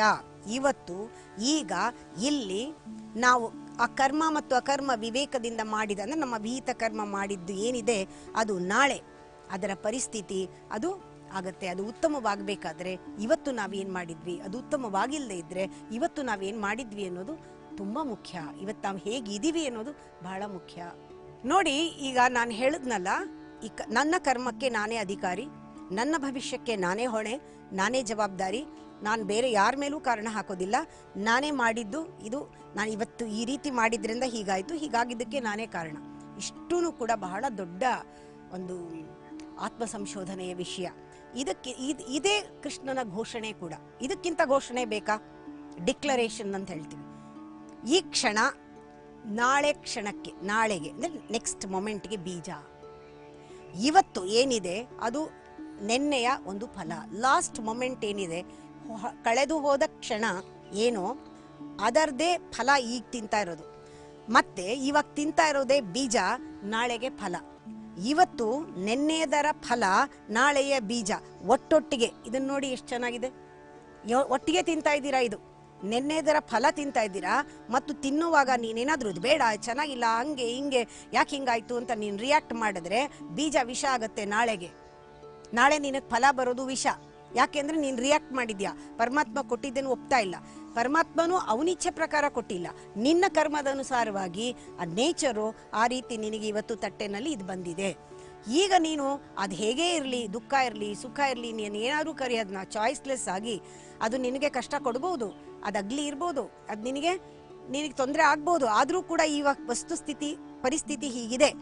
ಇದು ನೀನು ತಗೊಳ್ಳೋವಾಗ ಇದು ಪರಮಾತ್ಮ ಕೊಟ್ಟಿದ್ದು ಅಂತ ನೀನು ಸ್ವೀಕರಿಸಿದ್ರೆ, ಅಂದರೆ ನೆನ್ನೆಯ ಫಲ ಏನಿತ್ತು ಅದು ವಿಷ ಇರ್ಬೋದು, ನೆನ್ನೆ ನೀನು ಕರ್ಮ ಮಾಡಿರ್ಬೋದು, ಅದು ವಿಷ ಇರ್ಬೋದು. ಆದರೆ ಪರಮಾತ್ಮನ ಪ್ರಸಾದ ಇದು ಅಂತ ಕಣ್ಗೊತ್ತುಕೊಂಡು ನೀನು ಅದನ್ನು ಸ್ವೀಕರಿಸಿದ್ರೆ, ಇವತ್ತಿನ ಫಲ ಸ್ವೀಕರಿಸುವಾಗ ಪರಮಾತ್ಮನ ಪ್ರಸಾದ ಅಂದಾಗ ಇವತ್ತಿನ ಬೀಜ ಆಗತ್ತಲ್ಲ, ಅದು ನಾಳೆಗೆ ನಿನಗೆ ಸುಖವನ್ನು ಕೊಡುತ್ತೆ. ಹೀಗೆ ಭವಿಷ್ಯಕ್ಕೆ ನಾವೇ ಅಧಿಕಾರಿ. ಈ ಕ್ಷಣ ತುಂಬ ಮುಖ್ಯ. ಇವತ್ತು ಫಲ ಅನುಭವಿಸೋದೇನಿದೆ ಅದು ನಾಳೆಗೂ ಕೂಡ ಅದು ಫಲ ಕೊಡುತ್ತೆ. ಇವತ್ತಿನ ಫಲ ಅನುಭವಿಸೋದು ಬಹಳ ಮುಖ್ಯ. ನಿನಗೆ ಬೇಕಾದ ಥರ ನಿನ್ನ ಫಲ ಅಫಲಗಳನ್ನು ಬಿಟ್ಟು ಇದನ್ನು ನೀನು ಸ್ವೀಕರಿಸು. ಇದು ವೇದಾಂತದ ಗುಣಲೋಪವಲ್ಲ. ಈ ಹೊತ್ತಿಗೆ ಯಾರು ಅಧಿಕಾರಿ? ನೀನೇ. ನೆನ್ನೆ ಮಾಡಿದ್ದೇನೆ ನಾಳೆಗೆ, ಇವತ್ತು ಮಾಡಿದ್ದೆ ನಾಳೆಗೆ, ನೆನ್ನೆ ಮಾಡಿದ್ದೆ ಇವತ್ತಿಗೆ ಅನ್ನೋದು ನಿಮ್ಮ ಮನಸ್ಸಿಗೆ ಅದು ಸಂಪೂರ್ಣವಾಗಿ ಹೋಗಬೇಕು. ನೋಡಿ, ನೆನ್ನೆ ಅನ್ನೋದು, ದ ಪಾಸ್ಟ್ ಅನ್ನೋದು ಅಥವಾ ನೆನ್ನೆ ಮಾಡಿದ ಕರ್ಮ ಈ ಹೊತ್ತಿಗೆ ಅಧಿಕಾರಿಯಾಗಿದ್ದರೆ ನಾಳೆಗೆ ಇವತ್ತು ಅಧಿಕಾರಿ ಅಲ್ವೇ? ಇವತ್ತು ಯಾರು ಅಧಿಕಾರಿ? ಇವತ್ತು ಮಾಡುವ ಕರ್ಮದ ಅಧಿಕಾರಿ ಯಾರು? ನಾನೇ. ನೆನ್ನೆ ಮಾಡಿದ ಕರ್ಮಕ್ಕೆ ಅಧಿಕಾರಿ ಅಂದರೆ ನೆನ್ನೆ ಕರ್ಮ ಅಧಿಕಾರಿ ಆಗಿದ್ದರೆ ಇವತ್ತು ಅನುಭವಿಸ್ತಾ ಇರೋದಕ್ಕೆ, ನಾಳೆ ಅನುಭವಿಸೋದಕ್ಕೆ ಇವತ್ತು ನಾನೇ ಅಧಿಕಾರಿ. ಹೀಗೆ ಈ ಭೂತ, ಭವಿಷ್ಯತ್ತು, ವರ್ತಮಾನಗಳ ಬಗ್ಗೆ ನಾವು ಚೆನ್ನಾಗಿ ತಿಳ್ಕೊಂಡಾಗ ಅದು ಮೂರಕ್ಕೂ ಅತೀತರಾಗ್ತೇವೆ. That is called eternity. ಯಾವಾಗ ಎಟರ್ನಿಟಿ ನಮಗೆ ಗೊತ್ತಾಗೋದು? ಕಾಲ ದೇಶವನ್ನು ಮೀರಿದಾಗ. ಕಾಲ ದೇಶ ಯಾವುದು? ನಿನ್ನ ಪಾಲಿಗೆ ಈಗ, ನಿನ್ನ ಪಾಲಿಗೆ ಅರ್ಥ ಮಾಡ್ಕೊಳ್ಳೋ ಟೈಮ್ ಈಗ. ಇದೇ ದೇಶ ಯಾವುದು? ಇಲ್ಲಿ, ಈ ಸಂದರ್ಭದಲ್ಲಿ, ಈಗ. ಇದೇ ನಿನಗೆ ಕಾಲ ದೇಶ ಎರಡು. ಇವಾಗ ಇಲ್ಲಿದೆಯಾ? ಇರುವಿಕೆಯಲ್ಲಿ ನೀ ಅರಿವಲ್ಲಿ ನೋಡು. ಆ ಎಕ್ಸಿಸ್ಟೆನ್ಷಿಯಲ್ ಏನಿದೆ, that present moment totally belongs to Krishna. ಈ ಕ್ಷಣ ಸಂದರ್ಭ, ಅವನ ಸ್ವರೂಪ, ಅವನ ಕಾಲ ಸ್ವರೂಪವಾಗಿ ಇವಾಗ ನಿನ್ನ ಎದುರಿಗೆ ಬಂದಿದ್ದಾನೆ. ನೀ ಏನು ಕೊಡ್ತಿ ಈಗ ಈ ಮೊಮೆಂಟಲ್ಲಿ ನೀನು ಏನು ಹೇಗಿದೆಯಾ ಅನ್ನೋದು ಇಡೀ ಭವಿಷ್ಯವನ್ನು, ಅಂದರೆ it's a turning point. Every moment is genuine moment for you to jump into eternity, timeless dimension. ಇದನ್ನು ನಾವು ಗಮನ ಇಟ್ಕೋಬೇಕು. ಈಗ ನಿಮಗೆ ಗೊತ್ತಾಯಿತು ಮನುಷ್ಯ ಭವಿಷ್ಯಾಧಿಕಾರಿ. ಇದು ಈ ಅಧ್ಯಾಯದ ಮುಖ್ಯವಾದ ತಾತ್ಪರ್ಯ. ಹಾಗಾದರೆ ನಾವು ಹಾರಿ ಭವಿಷ್ಯವನ್ನು ದೋಚ್ಕೊಳ್ಳೋಕ್ಕಾಗತ್ತಾ? ಈ ತಾತ್ಪರ್ಯ ಫುಲ್ ತಿಳ್ಕೊಂಡ್ಬಿಟ್ಟು ಆಯಿತು ಭವಿಷ್ಯಕ್ಕೆ ನಾನೇ ಅಧಿಕಾರಿ, ನಾನು I will snatch my future ಅಂತ ಇಲ್ಲ. ಯಾಕೆಂದರೆ ಇವತ್ತು ನಿಮಗೆ ಹೋಮ್ವರ್ಕ್ ಏನು? ನೆನ್ನೆ ಫಲಾನ ಅಂದರೆ ಏನೇ ಫಲ ಇವತ್ತು ಬರ್ತಾ ಇದೆ ಅದನ್ನು ನೀವು ಸ್ವೀಕಾರ ಮಾಡೋದ್ರಲ್ಲೇನೆ ನಿಮ್ಮ ಸಂಸ್ಕಾರ. ಇವಾಗ ಯಾವುದು ಮುಖ್ಯ ಜೀವನದಲ್ಲಿ ನಿಮಗೆ? ನಾಳೆ ಮುಖ್ಯನಾ? ಅಲ್ಲ. ಯಾವುದು ಮುಖ್ಯ ಜೀವನದಲ್ಲಿ? ಏನೇನು ಕರ್ಮಗಳು ಮಾಡಿದ್ದೀರಾ ಅದೆಲ್ಲ ಅದು ಮುಖ್ಯನಾ? ಇಲ್ಲ, ಅದು ಆಗೋಗಿದೆ, ಮಾಡಾಗೋಗಿದೆ, ಅದು ಮುಖ್ಯ ಅಲ್ಲ. ಇವಾಗ ಯಾವುದು ಮುಖ್ಯ? ಈಗ ನೀವು ನಿಂತಿದ್ದೀರಲ್ಲ ಅದೇ ಮುಖ್ಯ. ಎಲ್ಲಿ ನಿಂತಿದ್ದೀರಾ, ಯಾವ ಸ್ಥಿತಿನಲ್ಲಿದ್ದೀರಾ, ಎಷ್ಟು ಸಂಸ್ಕಾರ ಆಗಿದೆ, ಎಷ್ಟು ನೀವು ಉದ್ಧಾರ ಮಾಡ್ಕೊಳ್ಬೇಕು. ಅದರಿಂದ ನಿಮ್ಮ ಹೋಮ್ವರ್ಕು ನಾಳೆವರೆಗೂ ಕೂಡ ಪ್ರತಿ ಕ್ಷಣವೂ ಕೂಡ ಇಲ್ಲೇ ನಿಮ್ಮಲ್ಲಿ ಏನಾದರೂ ಬದಲಾವಣೆಗಳು, ಪರಿವರ್ತನೆಗಳು, ಎವಲ್ಯೂಷನ್ ಏನೇ ಆಗಬೇಕಾದ್ರೂ ಜೀವಂತವಾದ ಈ ಕ್ಷಣದಲ್ಲಿ now your life beginningless begins for ever. ಜ್ಞಾಪಕ ಇಟ್ಕೊಳ್ಳಿ, ನಿಮ್ಮ ಜೀವನ ಈಗ ಈ ಕ್ಷಣದಲ್ಲಿ ಪ್ರಾರಂಭವಾದರೆ ಉಂಟು, ಇಲ್ಲದೇ ಇದ್ರೆ ಇಲ್ಲ. ಬದುಕಿದ್ರೆ ಈ ಕ್ಷಣ ಬದುಕಬೇಕು, ಇಲ್ಲದೇ ಇದ್ರೆ ಇಲ್ಲ. ಬದುಕೋದು ಯಾರ ಜೊತೆಗೆ? ಪರಮಾತ್ಮನ ಯೋಗದಲ್ಲಿ ಬದುಕಿದ್ರೆ ಉಂಟು, ಇಲ್ಲದೇ ಇದ್ರೆ ಇಲ್ಲ. ಇಲ್ಲದೇ ಇದ್ರೆ ಅದು ಬದುಕಲ್ಲ. ಪರಮಾತ್ಮನ ಯೋಗ ಯಾವುದು? ಈ ಕ್ಷಣದಲ್ಲಿ ಅವನು ಏನೇ ಕೊಟ್ಟರು ನನ್ನ ಕರ್ಮಕ್ಕನುಸಾರವಾಗಿ ಕೊಟ್ಟಿದ್ದಾನೆ. ಯಥಾಯೋಗ್ಯಂ ತಥಾ ಕುರು. ನೀನು ನನ್ನ ಯೋಗ್ಯತೆಯನ್ನು ಕೊಟ್ಟಿದೆಯಾ, ನಾನು ಸ್ವೀಕಾರ ಮಾಡ್ತಾ ಇದ್ದೀನಿ.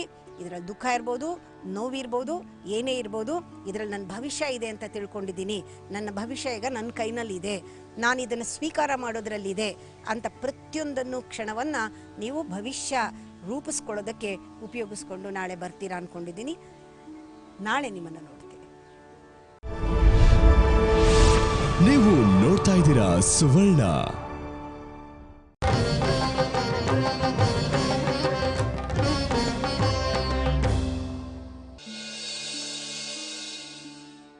ಈ ಪ್ರಶ್ನೆ ಇಂಟೆಲೆಕ್ಚುಯಲ್ ಕ್ವೆಶ್ಚನ್. ಇದು ವಿವೇಕದಲ್ಲಿ ಅಹಂಕಾರ ಕರಗತ್ತಾ ಅಂತ. ವಿವೇಕ ಬಂದಾಗ ನಮ್ಮ ಅಹಂಕಾರ ಕರಗತ್ತಾ? ವಿವೇಕದಲ್ಲಿ ವಿಸ್ಡಮ್ ಬಂದಾಗ ಅಲ್ಲಿ ಈಗೋ ಇರೋದಿಲ್ವಾ? ಯಾರಿಗೆ ವಿಸ್ಡಮ್ ಇದೆ ಅವರಿಗೆ ಅಹಂಕಾರ ಇಲ್ವಾ ಅಥವಾ ಕರಗತ್ತಾ ಅನ್ನೋ ಪ್ರಶ್ನೆ. ಈಗ ವಿವೇಕ ಅಂತ ಇಂಟೆಲೆಕ್ಚುಯಲ್ ಆಗಿ ಈ ಪ್ರಶ್ನೆ ಬಂದಿರೋದ್ರಿಂದ ವಿವೇಕ ಅಂದ್ರೆ ಏನು ಅಂತ ಅನ್ಕೊಂಡಿದ್ದೀರಾ? ನಾನು ಕೆಲವು ಎಪಿಸೋಡ್ ಅಲ್ಲಿ ಹೇಳ್ತಾ ಇರ್ತೀನಿ, ನಿಮ್ಮ ಬುದ್ಧಿಯಲ್ಲಿ ಒಂದು ಬೀಜ ರೂಪವಾಗಿರುತ್ತೆ. ಅದನ್ನ ಪ್ರಚೋದನೆ ಮಾಡಿದಾಗ, ಆ ಬುದ್ಧಿ ಪ್ರಚೋದನೆ ಆದಾಗ ಬರುವುದು ಆ ವಿವೇಕ. It's a pure intelligence. ಅದು ಬರಬೇಕಾದ್ರೆ ಅಹಂಕಾರ ಇರಬಾರ್ದು. ಆಗದು ಬರುತ್ತೆ. ಅದಕ್ಕೆ ಮಕ್ಕಳಲ್ಲೇನೆ ಧೀ ಪ್ರಚೋದನೆಗೆ ಗಾಯತ್ರಿ ಮಂತ್ರ ಕೊಡ್ತಾರೆ ಅಂತ ನಿಮ್ಗೆ ಹೇಳಿದ್ದೆ. ಈಗ ವಿವೇಕ ಹೇಗ್ ಬರುತ್ತೆ ಅಂದ್ರೆ ಥ್ರೂ ದಿ ಯೋಗ. ಯಾವ ರೀತಿ? ಥ್ರೂ ದಿ ಮೀಟಿಂಗ್ ಅಂದ್ರೆ yoga. Through the meeting of heart and intelligence. ಯಾವಾಗ ನಿಮ್ಮ ಆಲೋಚನೆಗಳು, ಥಾಟ್ ಅಂತೇನಿದೆ, ಆಲೋಚನೆಗಳು ಹೃದಯದ ಜೊತೆಗೆ ಒಂದು ಸಂಬಂಧವನ್ನ ಬೆಳೆಸುತ್ತೆ.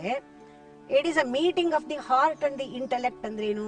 Heart and thought is equal to wisdom. ಇದು ನಿಮ್ಗೆ ಹೋಗ್ಬೇಕು, ಮನವರಿಕೆ ಆಗಬೇಕು. Heart and thought is equal to wisdom. The combination of heart and thought. ಇವಾಗ ಏನ್ ಮಾಡ್ತಿತ್ತು ನಿಮ್ಮ ಮನಸ್ಸು? ಹೃದಯದ ಜೊತೆ ಇರಲಿಲ್ಲ, ಥಾಟ್ ಅಂಡ್ ಮೈಂಡ್ ಇತ್ತು. ಇವಾಗ ಏನಾಗ್ಬೇಕು? ಥಾಟ್ ಅಂಡ್ ಹಾರ್ಟ್, ಆಗ ವಿಸ್ಡಮ್. ಥಾಟ್ ಅಂಡ್ ಮೈಂಡ್ಗೆ ವಿಲ್ ಪವರ್ ಬರುತ್ತೆ, ಥಾಟ್ ಅಂಡ್ ಹಾರ್ಟ್ ಬಂದಾಗ ವಿಸ್ಡಮ್ ಬರುತ್ತೆ. ಇದು ನಿಮ್ಮ ಮನಸ್ಸಿಗೆ ಹೋಗ್ಲಿ.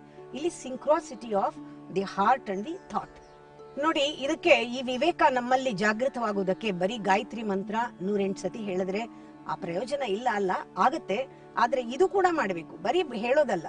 ಇದು ಏನ್ ಇಂಟೆನ್ಷನ್ ಇದೆ ಗಾಯತ್ರಿ ಮಂತ್ರದಲ್ಲಿ, ಅದು ಪೂರೈಸಬೇಕಾದ್ರೆ, ಆ ಮಂತ್ರ ನಮ್ಮ ಮೇಲೆ ಪರಿಣಾಮ ಆಗ್ಬೇಕಾದ್ರೆ, ಧಿಯೋ ಯೋನಃ ಪ್ರಚೋದಯಾತ್ ಅಂತ ಆಗ್ಬೇಕಾದ್ರೆ, ನಮ್ಮ ಹೃದಯದ ಬಡಿತ ಏನಿದೆ, ದಟ್ ಹಾರ್ಟ್ ಬೀಟ್ ಅನ್ನಲ್ವಾ, ನಿಮ್ಮ ಕೆಲಸದಲ್ಲಿ ಇರಬೇಕು.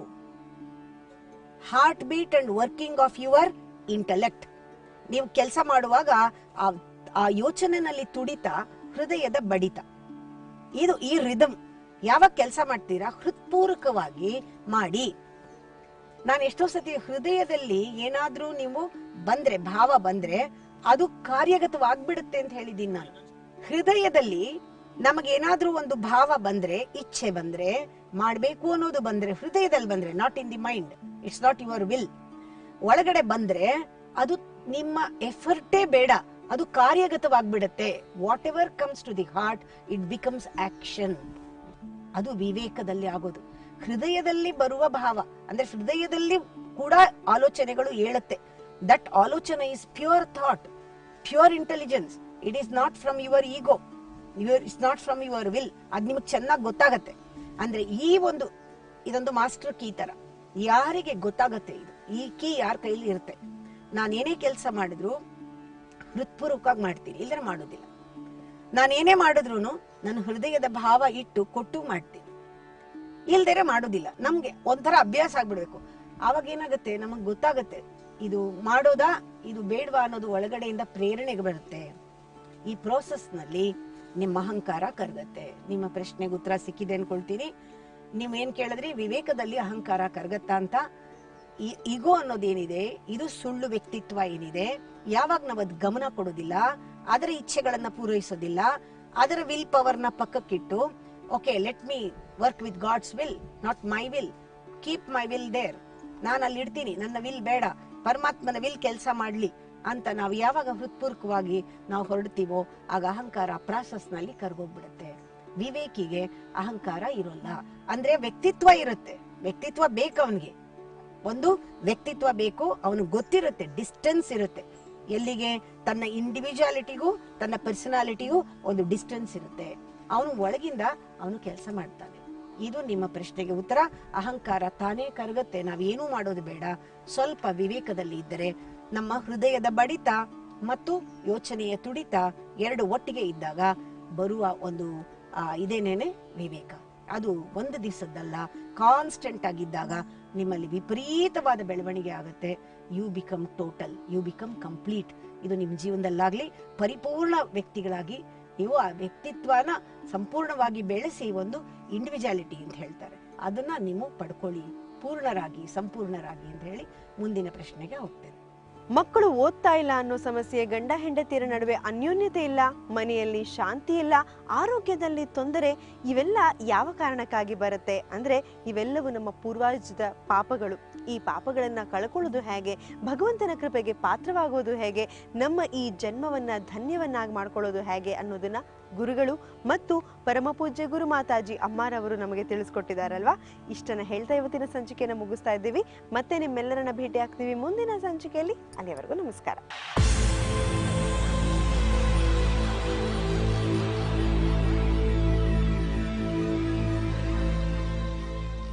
For more updates, follow us on twitter.com/thesuvarna.tv. Like us on facebook.com/thesuvarna.tv. Watch us on youtube.com/suvarna.